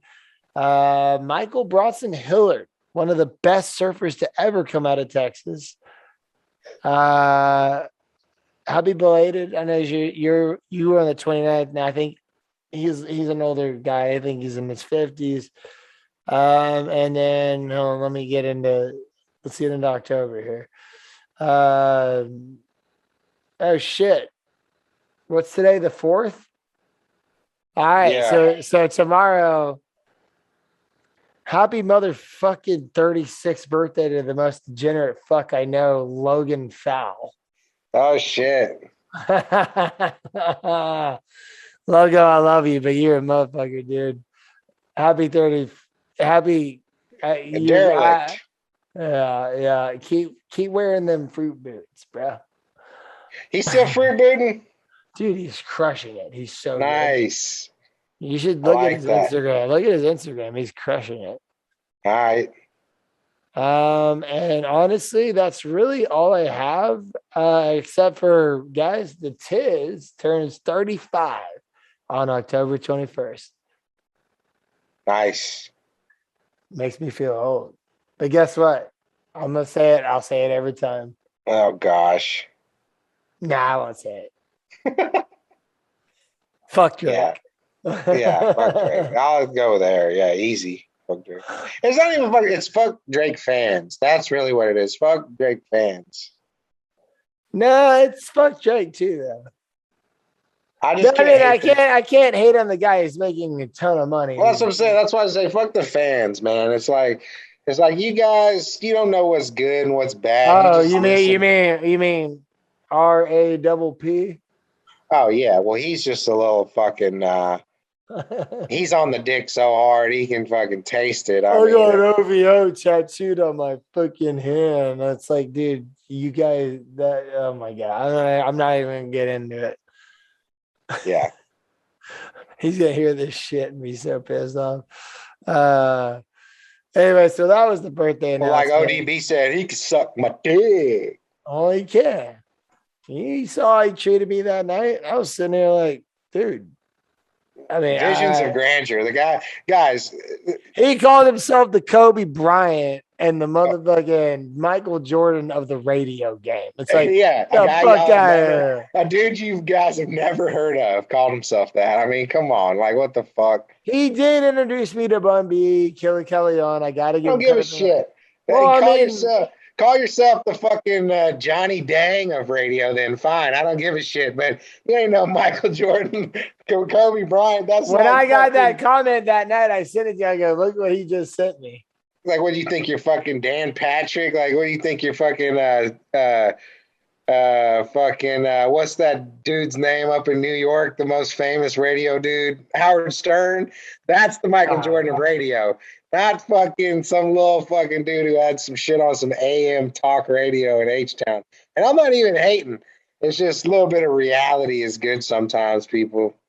No, it is. And I got to give a little bit of respect to the RAPP just because, like, you know, he did introduce me to people. He did like put me on the scene to like be able to have personal cell phone numbers to Killer Callion and Bun B, Slim Thug.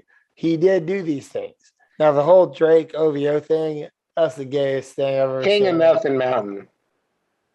Exactly. King of Nothing Mountain. Full circle, yeah. Best line on that Discord thing. I mean, everybody just shut the fuck up after that, dude. I mean, not to sound repetitive, but that is exactly what happened. I was like, guys, Toowok's about to spit some truth. I can see him typing. As soon as you said imagine my I was like, thank you. Imagine my disappointment. Like, I never get on there, and I get on and I see these two little crybabies going at it. Guy's bragging about his Submariner, which I'm not hating. It's a nice, pretty watch, but I don't even think it's his. I think he took a photo of it. But either way, it's like, okay, guys, like, y'all ain't doing shit. Why don't you quit arguing and fucking go do some more research? Give me a pick that works. How about that? Yeah. Give me some call outs, baby. Yeah, give me 2 in a row, maybe. Hey, I'll tell you this. Anybody in the Bag Boys Discord server, if you guys give me call outs and I make profit off it, I will Venmo you 10% of whatever I make. And if your success rate is 70% or higher every 2 weeks, I will bump it up 5% and I'll cap it at 25 if you can continue to make me money. Nice. You heard it here first. You heard it here from TIZZ right here. I'm telling you. I ain't giving y'all shit, but no, I'll do it. I'll speak up when you have a really poor idea. I'll tell you when it sucks. Well, please do. God, save me. Yeah. Save me. Save me. I want hams, yams, tomatoes, potatoes, greens, beans. Hey, guess what? That's coming up. Need me. You're gonna start to see those on Instagram soon. Thanksgiving's coming up, man. Real quick, I wanna give a shout out to some sponsors real quick. I gotta give a shout out to the Discord server, the Best Trade Kingdom. I don't know why that is what the name of it is, but they gave me premium status for shouting them out on my podcast. Nice. All right. Have you had any good tips from those guys? Or Yeah. I've made some good money off them, actually. Yeah. Nice. All right. Well, now they've given me bad plays, but they've given me a lot of good ones. Okay. The premium account is way overpriced. I don't have to pay for it as long as I continue to shout them out.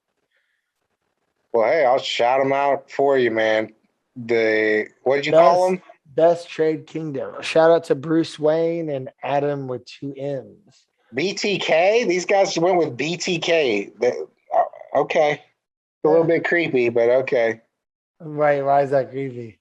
You don't remember that dude that was killing all them people in the Midwest? BTK killer? Oh, well, I didn't put 2 and 2 together there. BTK. It's a rare initials, you know what I mean? So it's a little bit like, huh? But okay, BTK. Well, okay. All right. Well, on that note, TIZZ fam, TIZZ gang. But hey, maybe they're killing it. Maybe that was the point. We're killing it like fucking serial killers. Yeah, killing it. I get it. Yeah. Back to On back. another note, guys, TIZZ gang, check out the Bag Boys Discord server. I own it. We put out call outs all day. We got experienced traders and we have very unexperienced traders in there. But at the same time, like when I'm looking at plays, I post them and I say, follow me if you want. I am not a financial advisor. And I only play options. Yeah. I have become such a degenerate option player. It's sickening. Have you done any sports betting now that everything's legal? Nah, I've stayed away from that because it's like option trading is sports betting to me. You know what's weird is like, you know, and this is like a good example of why everything should be legal under the sun. Everything is because I don't know why. Like I used to sports bet a little bit here and there with like a bookie. But no, yeah, mybookie.ag, mybookie.ag, cut the check. It loses its allure though when you're dealing with these legal sites. I'm like, shit ain't as fun. Like if I can't see the guy pay me the money. It's not like back in the day when we played Poker Stars or Full Tilt, you know, and all that shit, you know. Well, it's just not the same as betting with a bookie. I like to think, oh, I'm gonna take this guy's money. Like that's what I like to think. But MGM Grand or fucking Bet FanDuel, like it's just not quite as grimy, you know, and gritty as it used to be. Hey, they're on my watch list, by the way. DraftKings, all that stuff. Like they're on my watch list. I think they're all pretty good long term because it's not going to be very long before they're in all 50 states and their revenue will just continue to grow. So I think some of those are good. Penn National Gaming is another one to look at for sure. But what else we got on the list? You got any other stories? Yeah. So I want to talk about, I think you'll find this funny. So as the highest listen to TIZZ Talk episode ever, the big misunderstanding about the war on drugs. Well, I found an article that says how drugs won the war on drugs. And I'm going to read it out loud. Yeah. So I pulled this from Vice. The title is How Drugs Won the War on Drugs. Here's to 50 years of motherfucking failure. And I'm not going to read the whole article, but I'm going to read the main points. On a shelf in the Vice News Washington, D.C. Bureau, there's a glass bong signed by Democratic Senate Majority Leader Chuck Schumer after he proposed federally decriminalizing marijuana in 2018. At the time, Schumer declined to rip the bong himself, saying, maybe I'm a little too old. But he pledged to support lifting criminal penalty for others who might want to give it a go. Right? I'm going to keep going. 3 years later, Schumer still struggling to get Senate to follow his lead. Instead, he's yet another politician to publicly admit the war on drugs has been a misguided debacle. And to show just how hard it will be to stop, he posted a Twitter thing, but quote unquote, I'm going to read this. The war on drugs has really been a war on people. Of course. You know what's fucked up too about the statistic? Like they say $1 trillion. It's actually way more than that because when they can count war on drugs spending, they don't include prisons. which is actually spent like over quadruple than the actual budget of the war on drugs itself. So really that 1 billion is probably closer to 2.5 to 3. if not 3. Yeah, I was gonna Yeah. say. I mean, but this just goes to prove the point of the best episode or most listened to episode 2 that we did. And you were right. And we talked about this shit like in for a long time, but this is back in 2020, like May. Yeah. Oh no, it's coming around. I mean, at least we're starting to hear a little bit about it. But here's the problem, Chuck, is like things, or not you, Chuck, but Chuck Schumer. You call me Chuck. It's all good. Here's the thing with Chuck Schumer. It's like, I appreciate the sentiment. I appreciate that you admit that it's a debacle and it's achieved nothing and we have nothing to show for the, couple $1 trillion we've spent on the war on drugs and mass incarceration. But what I don't appreciate is I would never hear you fucking talking about it on national TV. You have to brand these things. You have to pound it into people's heads. You're asking people to change their ideas of something they've just taken for granted for a long time. Like, oh yeah, you have to fight against drugs. No, you don't. And by fighting against them, you literally are giving them more life. So you've got to preach this shit. He's saying the opposite. No, I know, but I'm saying you have to preach this shit over and over and over again for it to make a difference. You can't just say it one time and sign a bong and act like you're cool. You know what I mean? Like, you got to go. It better have been a roar with like multiple chambers. Yeah, you got to be going to war on the war on drugs. You can't fight this shit with some little. No, I said a roar with multiple chambers. No, I know. Yeah. More chambers than Congress. I mean. Well, let me finish this real quick. So the war on drugs has really been a war on people, particularly people of color. Point. You know what I was talking about. Yeah, no, I hear you, but and you know what? They keep focusing on that too. It's a war on everybody, man. It's a war on class. But you can't say that they don't pick on it. Oh no, I agree, but they've got to pitch it to everybody here. It's not just a black white. It's a poor rich thing. That's what it is. If you don't have money, you're a target of the war on drugs. If you do, they don't give a shit. If you do drugs, they don't care. You're right. Let me finish this. I'm almost done. Quote unquote, Chuck Schumer. I will use my clout as majority leader to make this a priority in the Senate. Recent indications suggest he hasn't yet been able to get all Democratic senators on board with legalization of weed, let alone the 10 Republicans he'd need to smash through the filibuster. Yeah. And like it says later on in this article, and Obama put it well, and that's why it's very hard to end something like the war on drugs. Nobody ever lost an election because they were too hard on crime, Obama said. And that's a fact, is people are always scared of shit, and they always think somehow that doubling down on doing the same shit that never worked before is somehow going to make a difference today. We have higher police budgets than ever. We have higher prison budgets than ever. We have more money at the borders. We have more international money going. Wait. Are they wearing black Air Forces? Some of them are, and and it's like, if you give a shit about inner city problems, you give a shit about being just sane and not repeating the same shit over and over again, there's only one way to go. Well, let me just say this. I'll end it this. Two articles.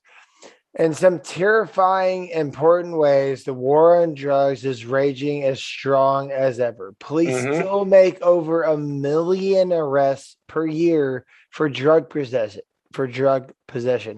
The drug war still has wartime funding. The National Drug Control budget is set to hit a historic $41 billion in 2022, an increase of over 1,000% in 4 decades.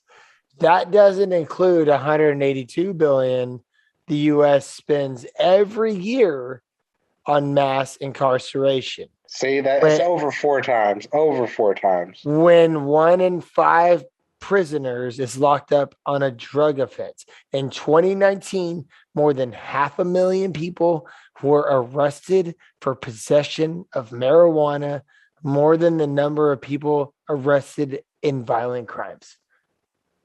How fucked up is that?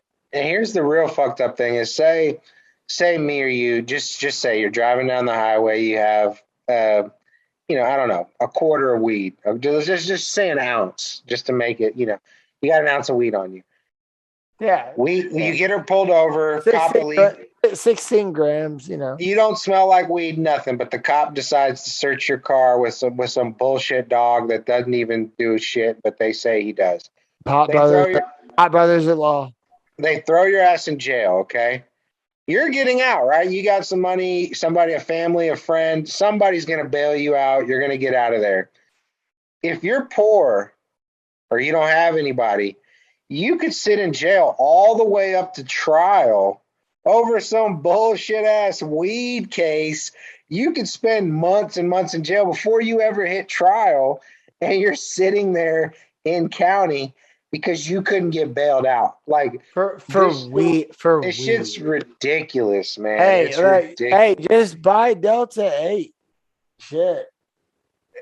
And you're still fucked. They're gonna say it's weed, and you're gonna go to trial, and you'll beat the case probably, but you still might sit in jail for a month if you're poor on a Delta 8. You know what I mean? Like, it doesn't matter. I mean, you'll fail a drug test, but it's not illegal to have in possession. No, I know, but the cop could say, no, this is weed, take you to jail. And then until you go to court, it's still a problem. You know what I mean? Like, it's still a major problem. If you got an arrest record, all this shit, man, it's fucked up. It's fucked up. Make it legal. Get over it. We can't even make weed all the way legal yet. So we're far, far from having any other drugs be legal nationwide. I think weed will be legal nationally in the next 8 years. I think Texas is going to be one of the last. But cocaine, opioids, people are too stupid to understand that it's not about being anti-war on drugs. Doesn't mean that you're pro-drugs. It doesn't. And you may be, but being anti-war on drugs is just common sense. It has nothing to do with the drugs themselves. That's what people need to get through. It affects more people negatively. That you want to end overdoses. You want to end overdose. You're not going to end them, but you want to. And down. I was a victim of that. Yeah, and you want to cut down on overdoses with all this fentanyl. Then take the shit off the streets. That's all it takes, man. Like, it's just blows my mind. But it blows my fucking mind. I mean, it really does. And if you talk to your average person, they just look at you like a fucking deer in the headlights if you say this to them. And then you start explaining it, and they'll actually come your direction more than any other topic. And that's why I do like talking about the war on drugs, is because I think it depends on who you're talking to. But I'm just saying, if you talk to like a right-wing person about abortion. Oh, you mean a blood? Yeah, if you talk to a blood about abortion or like religion and church and state, they're not going to budge. They're not even going to hear you.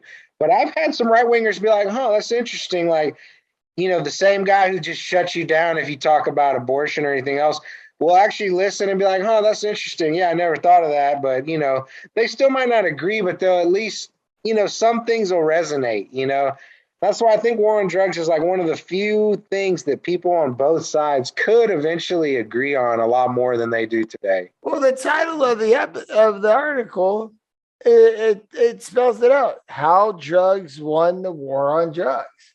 Yeah. It's not over yet. It's how alcohol won the war on prohibition. It's how every fucking and alcohol, which I've been drinking tonight, and I had a hangover all day, is the most deadliest substance that kills the most people. Yeah. So, yeah, exactly. So it ain't about health. It ain't about safety. It ain't about none of that shit. It's about It's about jobs, police jobs. It's about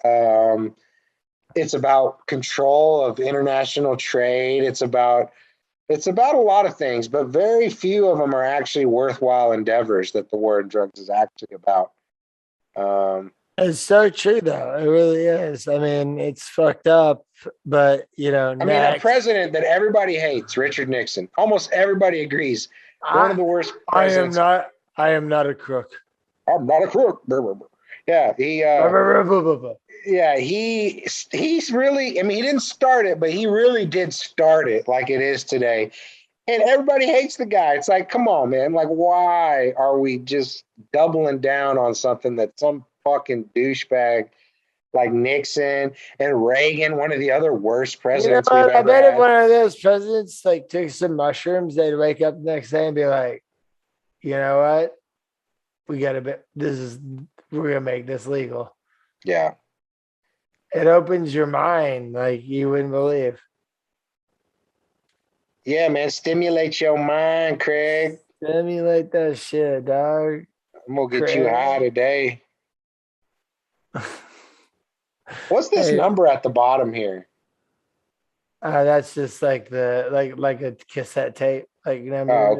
Okay. Like we talked about this. I'm gonna fix the logo and do some things. I was just curious. I saw that number at the bottom. Yeah, I didn't choose that number. It populated itself. Well, what else we got, man? What else we got? I got like one or two more things. So this one is a little okay. Well, here's two.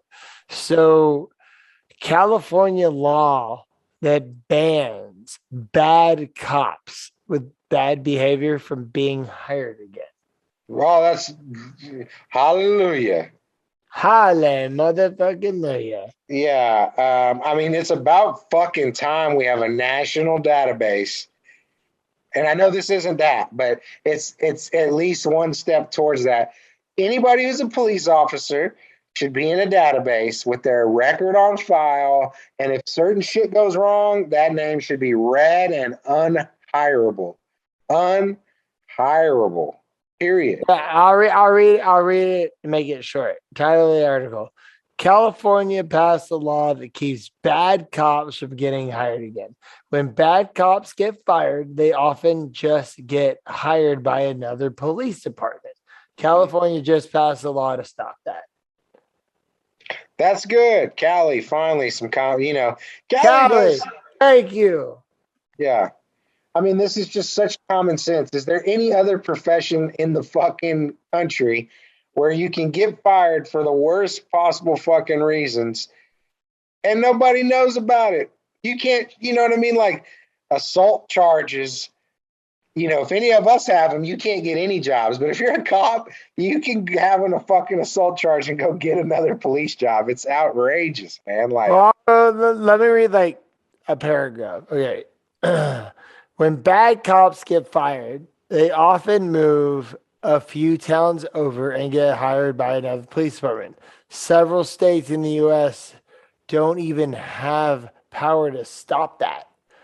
But California isn't one of them anymore. Thanks to a slate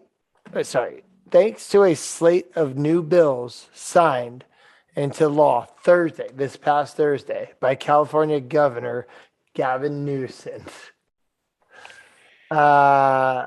He says, and here's a quip about that. I bet you there are police unions fighting the shit out of this law right now. And if they cared about people or the image of police or anything like that besides jobs, they wouldn't be against this law. But I guarantee you they are stoutly fighting this shit as we speak right now. Well, you know what it reminds me of? Back in the day when COVID first hit, it was in the California Police Department said, your meth might be contained with coronavirus. So the best suggestion is come to the police station and turn it in. Get the fuck out of here. Who the fuck? I mean, you, like I said at the time, you got to be so tweaked out of your mind to go turn your meth. Yeah. into the police station to get tested for corona Make meth like this. with the bubble sounds in the background. Yeah. But yeah, man, that's a great law. I haven't read much into it, but what you just said, but sounds absolutely beautiful. Common sense. Let's do it. Let's also take restrictions off of hiring police with too high of IQs.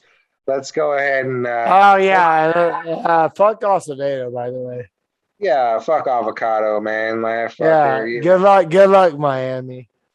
Yeah, but I mean, policing needs to change in a lot of ways, but it won't. Like as we said, it never will until the war on drugs ends. It will only get worse. But good job, California. Props to Cali. Yeah. The last one article I pulled, I'm going to read it out loud. Alex Jones lied about Sandy Hook. Now he has to pay the victim's parents. How much? I'm about to find out. The conspiracy theorists who claim the horrifying massacre was a total hoax lost 2 big court cases this week.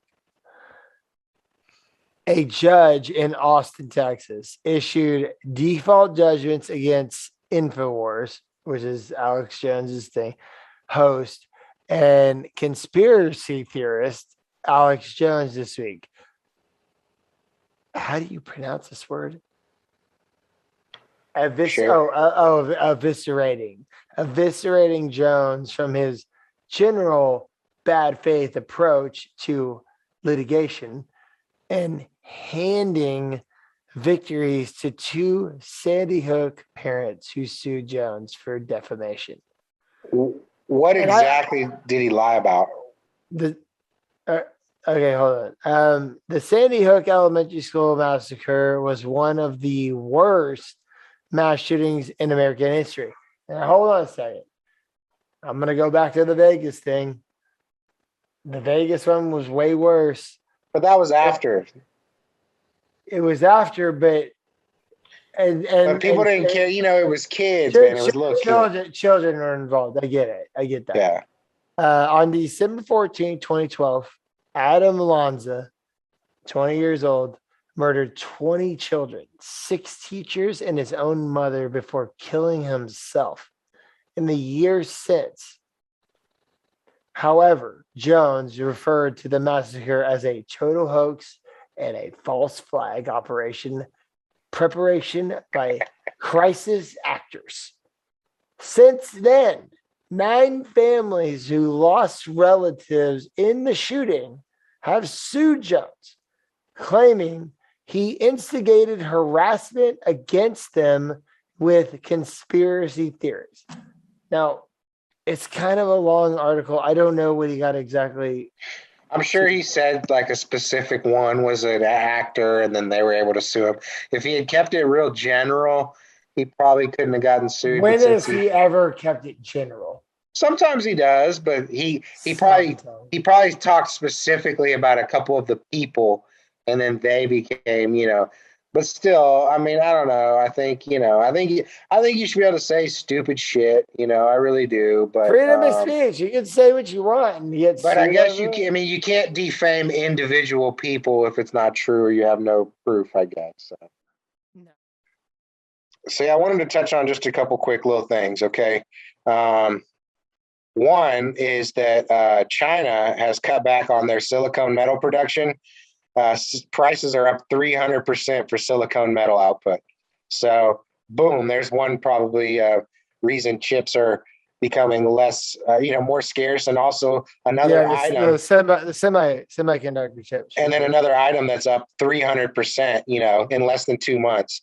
That's that cost basis that we're talking about. Don't let this shit surprise you, man. I'm sorry. We got to talk about Evergrande for like 2 seconds before we close. Okay, yeah, for sure. Okay, another thing. In a 60 Minutes interview, the Facebook Files whistleblower says the company is misleading the public on progress against hate speech and misinformation. Shut the fuck up. It's not Facebook's job to censor people. Okay. If you don't like it, then log the fuck off or make your account private and only follow people that you fucking like. Or But fucking do your own homework.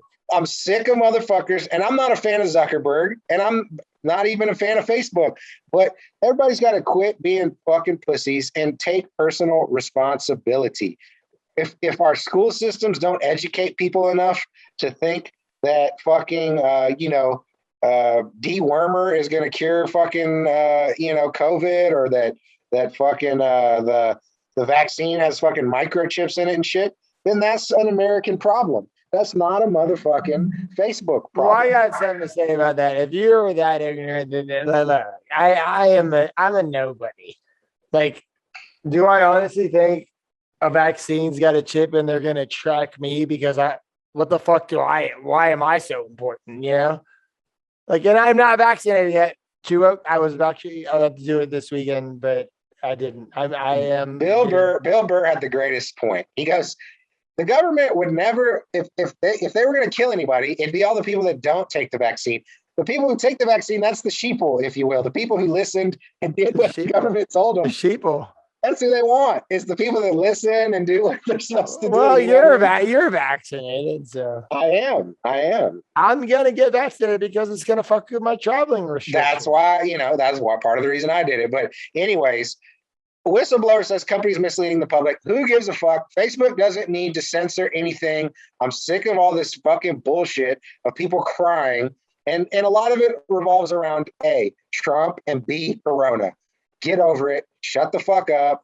Move on. Bloods. And look, if you're on Facebook and you're like having conversations, like typing like comments to other people, everybody can see that. Yes. And these articles, and here's another point. The fuck is wrong with you people? These articles are part of the mainstream media's, which is the biggest conspiracy theory of all. This is one of their major agendas, which is to censor fucking social media and independent news sources, because they know that everybody's all butthurt about fake news on coronavirus, and a lot of people are still pissed that Trump got elected and blame Facebook and Russia. And so what people got to understand is one man.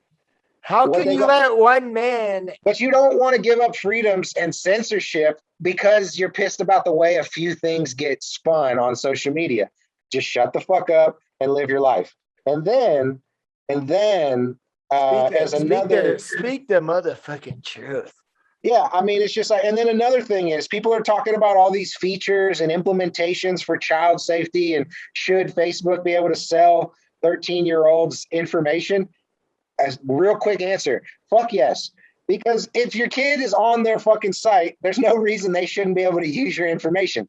Absolutely. That's why I don't fuck with Facebook. It's like, I don't give a shit about your kids. People quit legislating because of fucking people and their kids. Fuck your kids. Freedom is freedom. That's why I think if you don't want to wear a mask, you shouldn't have to. If you don't want to get vaccinated, you shouldn't have to. Now, there may be consequences to that. There might be, but I gotta give a shout out, from the Slim Reaper. Speed means freedom of the soul. Yeah, exactly. And so I think we gotta quit legislating things where it's like it's for one little reason and it has far-reaching consequences. It's like, let's live with some problems and not just legislate the shit out of everything. You know what I mean? I wish it was that easy. I do. It is. Common sense is common sense. Well, yeah, but most Americans don't have common sense. But you want to hear my solution to the vaccine problem? Of course I do. Of course I do. If you're not vaccinated, and you go to the hospital for COVID, your insurance company shouldn't have to cover a single fucking thing. Well, fuck you. And you should be lower priority than anybody who is vaccinated and is in the hospital. Well, okay. 3 or 4 months ago, you're like, I ain't getting vaccinated. Nah. And then you did. You caved. Okay. I'm getting mine.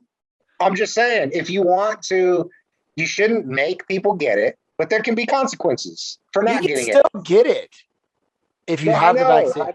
I know. I'm not changing my stripes on this. If I wasn't vaccinated, I would say the same thing. Is okay, if I'm going to roll the dice, my insurance company shouldn't have to pay the fucking price if I end up on a ventilator for a month and a half. right? I mean, that's just common sense. I agree with it to an extent because everybody deserves to, like, regardless if they decided not to get it or get it, like, they shouldn't be treated differently. But say the hospital's full. You got one bed left. You have one guy who's vaccinated who's needing hospital attention and one guy who's not. Okay, You have to make a choice. Right, but your insurance should still cover. Why? Why not? Because what if I refuse to take a flu shot and I get the flu and I get real sick? And that again, there it is again. Like, you legislate for one thing and then there's all these far-reaching consequences. So maybe there shouldn't be anything. Now, here's the one thing is countries can say you can't come in if you're not vaccinated. No, that's the main reason why I'm doing it. Because fair enough. Enough time has passed now till I realize that we're not going to turn into zombies. I'm comfortable with it. I'm going to get it. I was going to get it this weekend. I didn't, but I'll get it this week, and it is what it is. But like I said, I got it. I got the antibodies. I'm blood. Yeah, and you know what? I'll take back what I said. Fine, the insurance company shouldn't be off the hook because fuck the insurance companies anyway. But I will say, because we pay the premiums every month. I will say this: if the hospitals are full and one guy's vaccinated, one's not, then the other guy maybe should get a little fucking leg up. Priority. Yes, I agree with that, 100%. I do agree with that. This whole thing has look. We've been talking about this since COVID started. I mean, again, TIZZ gang, it is gang war out here. It is Bloods and Crips, and it's like mandates versus non-mandates, mask versus non-mask. It's crazy, especially down here in Texas. It's insane. Yeah, and here's the deal. Is a lot of times things that are said are false. Because here's where it starts is with coronavirus and Trump, right? Well, in a few years, maybe something else is going on. The government is completely lying about something. Or maybe there's something that's not being talked about by the mainstream media, and you're only going to see it on social media. And now all these social medias are forced to censor anything that is deemed incorrect by who, mind you.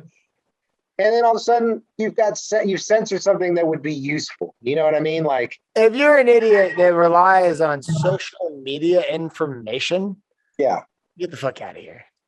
Exactly. Go do your own due diligence. Go do your own homework, TIZZ gang. Like, come on, don't be a fucking retard. And please do not rely on the mainstream media on what they tell you. I know I've said this a million times, but that's the biggest conspiracy theory that there is. If you think about it. Maybe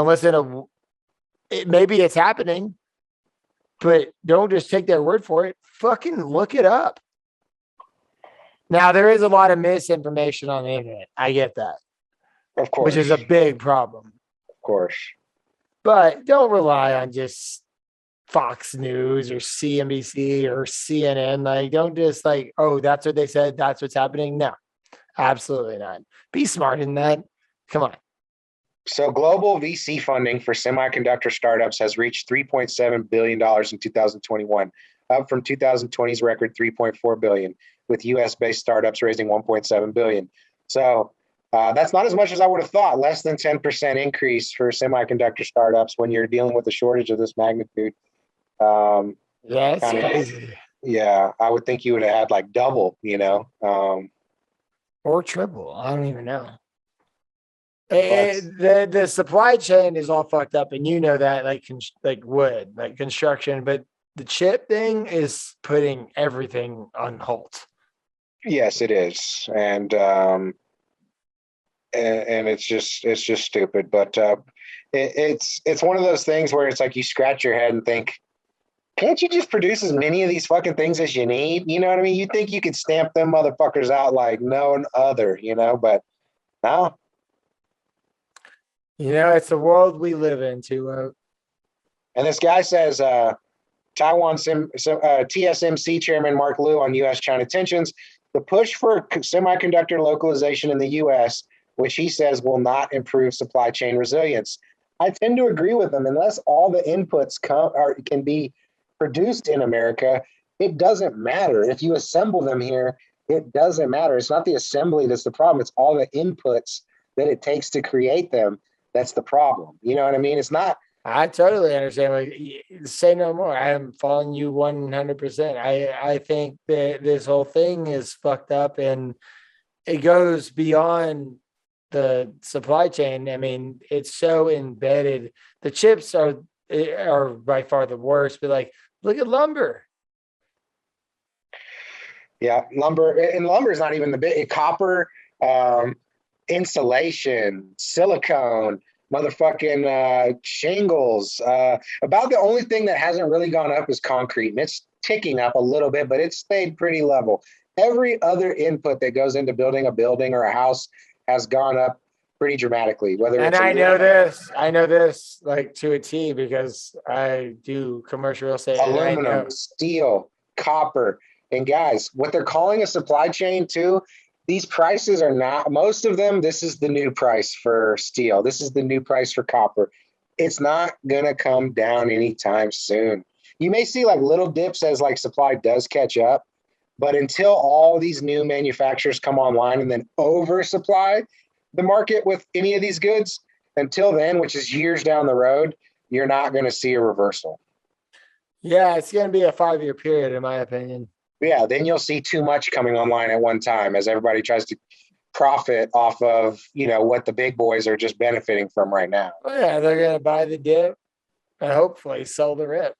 Yeah, so it's It brings me back to the lumber liquidator scam back in like 4 years ago or something. the what?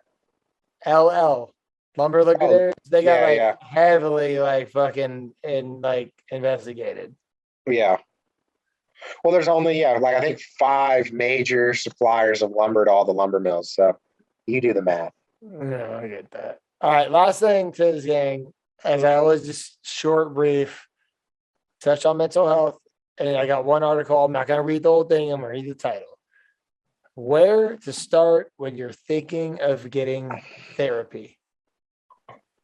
Therapy has been a part of Megan Barton Hansen's routine on and off for years. Here's her advice for anyone thinking about giving it a go. Now I'm going to stop right there.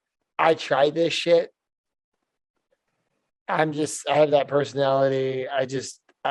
I argue, and I can't agree with these therapists, but that's me. That's why I run this podcast. This is my therapy. But I'm gonna do 2 paragraphs. We're gonna cut it. We're gonna go. When I was 16, 17, I felt like shit, and I felt guilty about it.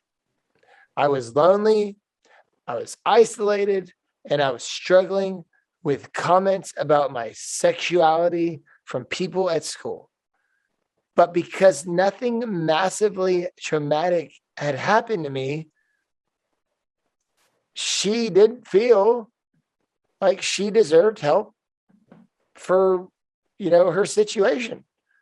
Still, she couldn't shake the feeling of sadness and numbness. I asked my mom, obviously she's British, what I should do. And thankfully, she was very understanding, her mother. We made a doctor's appointment and I got referred for 6 therapy sessions on NHS. I don't know what that means. NHS. National Health Service. Okay. Now, I'm going to read this last right. I'm done. I struggle with depression sometimes, guys. I'm willingly, openly admitting that. I spend a lot of time alone. I'm okay with it. I got my boy Toowoketogobroke, talk to every day. We just closed that deal. It's not the biggest deal, but we closed it. Hey, deal's a deal.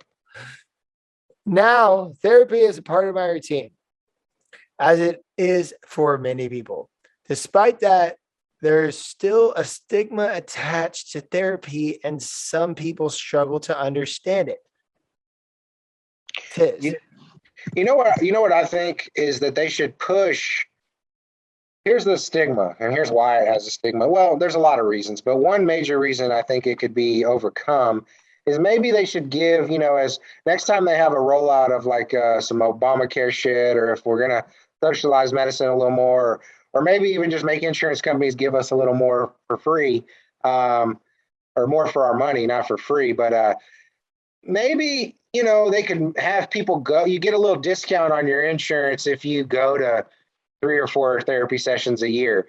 You know what I mean? And it doesn't have to be for a problem. I think if people just started going to therapy for like not only problems, but also like philosophy and strategy, a lot of strategy in life can come down to therapy, because a lot of times you don't know exactly like where someone was coming from when they were maybe doing something at work that maybe undermined you or this or that. You could get a lot of strategy and just help aspects of your life. It doesn't have to be depression that a therapist could probably help you with. You know what I mean? Like, it could be anxiety. It could be all and I sorts think of shit. now people say, well, I just mean you could not even have a problem. You just want to better understand like dynamics at work, or maybe you want to better be able to deal with a kid or your wife or whoever it is. It doesn't necessarily have to be like, go to an AA meeting. It doesn't have to be I'm depressed or I'm anxious. You don't even have to be an alcoholic. You can go to an AA meeting and listen to these stories. Yeah. And so what I'm trying to say is like, I think people think if they say they're seeing a therapist, people just think they're like a nut job or they got big problems. And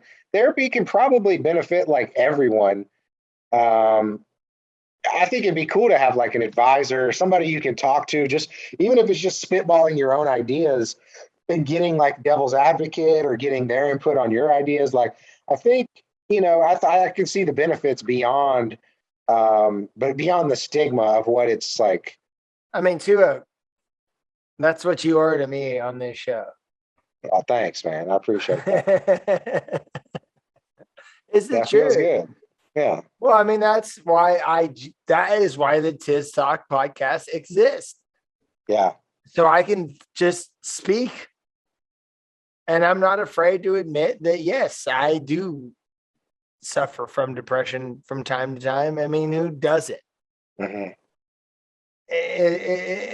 I just always like to touch on this topic because, as shout out Ross Boland, RBP, gang, you are not alone. You are not alone. Yeah. No, it's true, man. And let's cut it here. I think it was a good one. hey, just one thought about the Rolling Stones list. Yeah, yes. At least there was, you know what? I got to give them some props.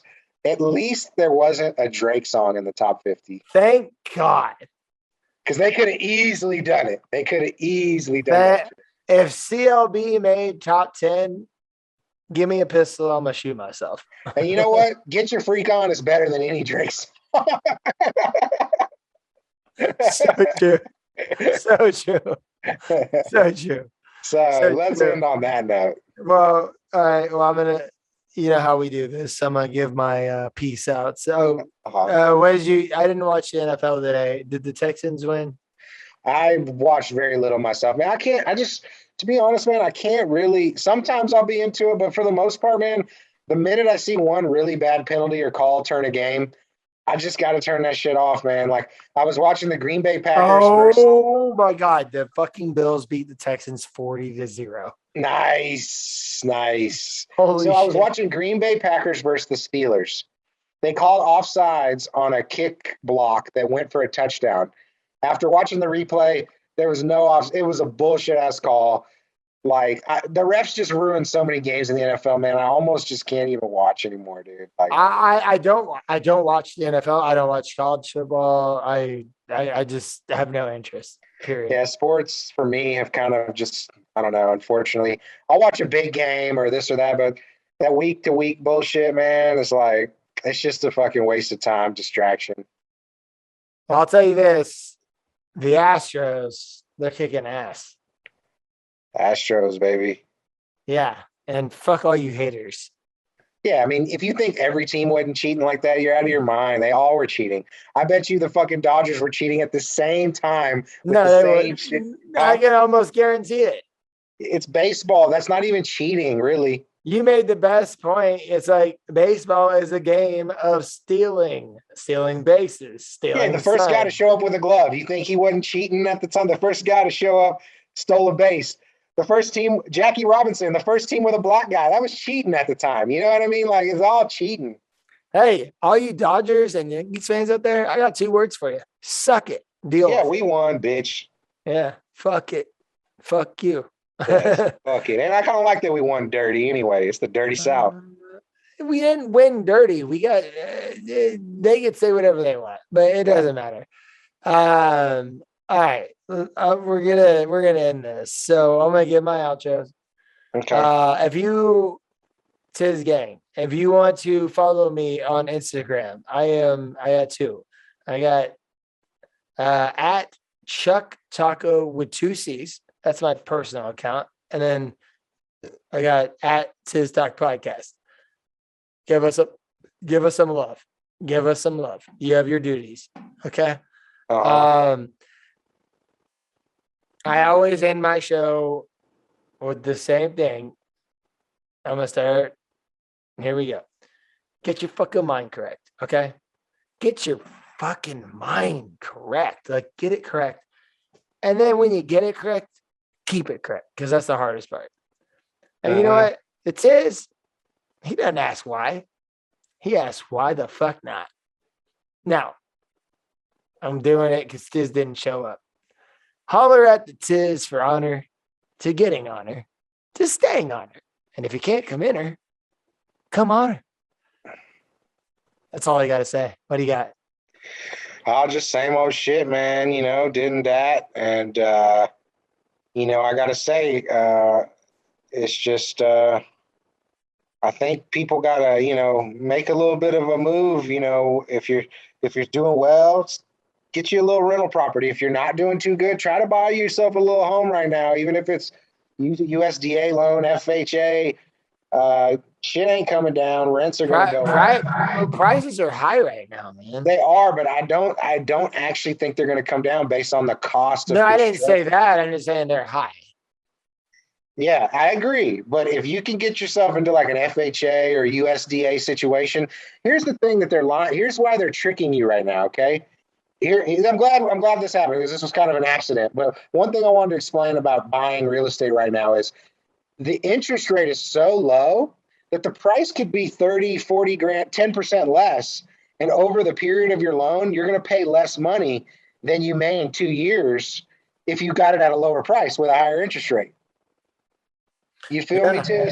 Oh, 100%. So don't be fooled by 20. Oh, this is priced 20 grand too high or 30 grand.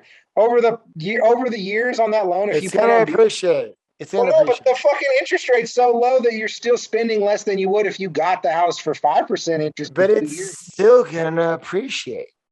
It's still gonna appreciate, and the interest rates are gonna go up at some point. Would you rather pay 20 grand more now at 2% interest, or pay 20 grand less at 6%? You'd rather pay 20 more now. Are you asking me? Because I'm saying that's going to be tens and tens and tens, if not 100 grand more over 20 years. You know what I mean? Like, so fuck the price. It's all about the rate. It's about the rate. No, I get it. People are skeptical about these high rates of housing market, but we can get into that. Yeah, but anyways, get yourself a crib. Don't be a sucker because these rents are going to go up, and if you're living paycheck to paycheck now, my shit's solid. I'm talking to the people living paycheck to paycheck. Oh, okay. All right. I'm telling you, break the cycle. You got to escape before this shit hits and shit goes through the roof, man. You got to get yourself a little piece of some kind of pie. Yeah, you want that mailbox money, don't you? Yeah, or at least avoid paying somebody else's mortgage. But anyways, dit and dat and the other. You know, it's all about dit. You can't have dit without dat. Dit is dat. Dit is that, and as we said, you know, king of nothing mountain, baby. Yeah, don't be the king of nothing mountain. You know what I mean? Like, show love, show respect, build something, talk about some shit. Don't argue about who the king of nothing mountain is. Yeah, don't flex your Rolex especially if it's not yours. Yeah, exactly, man. And so I'm like the babysitter of the bag boys. It's insane. Yeah, I'd say you know, I like your toasts. I like another one I heard the other day is an old classic is may none of us go to hell but always be on our way. You saw that one where the meme I did where it was like the wife and the son, and it was like mama, and she's like, get the hell away from me or some shit like that. Like, go fuck yourself. That meme that you liked it. You remember what I'm talking about? Oh, Yeah, well, I'll show it to you again. okay. You it's rare I get a ha ha ha ha like a like from Toowoketogobroke, but it was What like was it? Now I'm like, what was it? it was like a cartoon. It was like I forgot what the caption was, but it was like it was a mom and the kid behind her, and the kid was like mama, and she's like go fuck yourself or something like that, like you know what I mean, and you laughed at I don't know exactly what I remember what you're talking about. Yeah, that was good shit. I found that and I was like, oh, I'm gonna get ripped up for this one. But people can rip me up all they want. I got 2 words for you. Suck it. Suck it. What are you gonna do about it, baby? You won't stop me. Anybody gonna stop me, and nobody's stopping Toowoketogobroke. So Nah, hell no, man. nah. I don't care who the president is. I don't care what anything is. Nah. We gonna keep doing our thing. Yeah, Biden, Trump, I don't give a fuck. Nah, why should you? I'm getting mine. Too woke to go broke. Exactly. Yeah, exactly. Too woke to go motherfucking broke. And that is the end of YouTube TIZZ Talk episode number 2. I think this is audio episode number 45. We are doing this shit. And I love this new platform where we can like be next to each other, you know? Yeah. It's just gonna go bigger from here, guys. It's just gonna go bigger from here.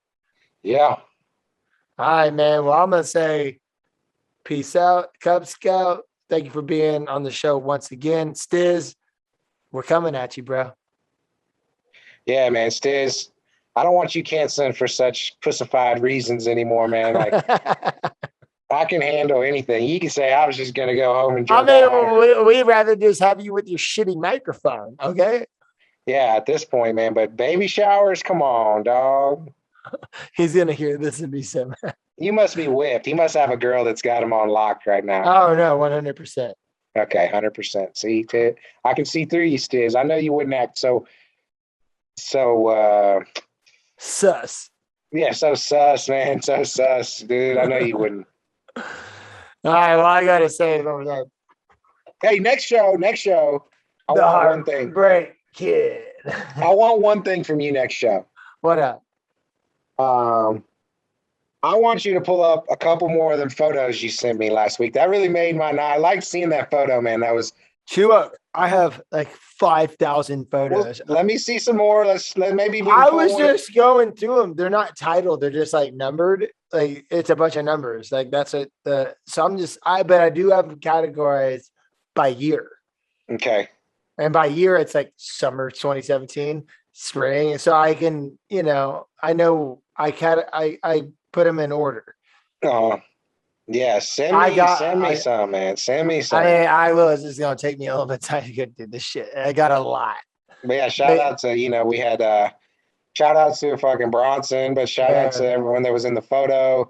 We got A-Train, we got TIZZ, Jaderay, we had Jade. Yeah, that was funny, man. We had Jade. Shout out to Jade. I know she's doing some pretty cool shit these days. Shit. Shout out to Jaderay and Lady James with her brand. Lost touch with her after college a bit, but we were pretty good homies in college. No, she's doing good. She's doing good, man. She's doing good. We smoked many a blunts together in college and had some fun. She was chilling with. I think we all smoked many a blunts together in college. Yeah, no, for sure. But I'm just saying, like, we still talk is my point. But yeah, Jay, big shout out to Jade and what she got. Shout out to Jaderay and her brand, Lady J's. Look it up. She's got the weed business, and does she have a clothing business still, or jewelry, or what's her?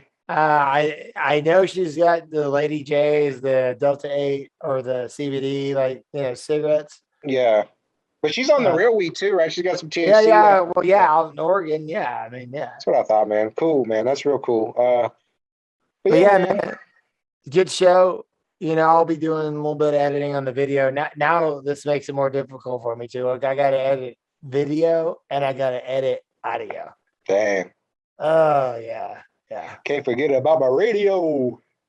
Make crack like this. It's the TIZZ Talk Podcast.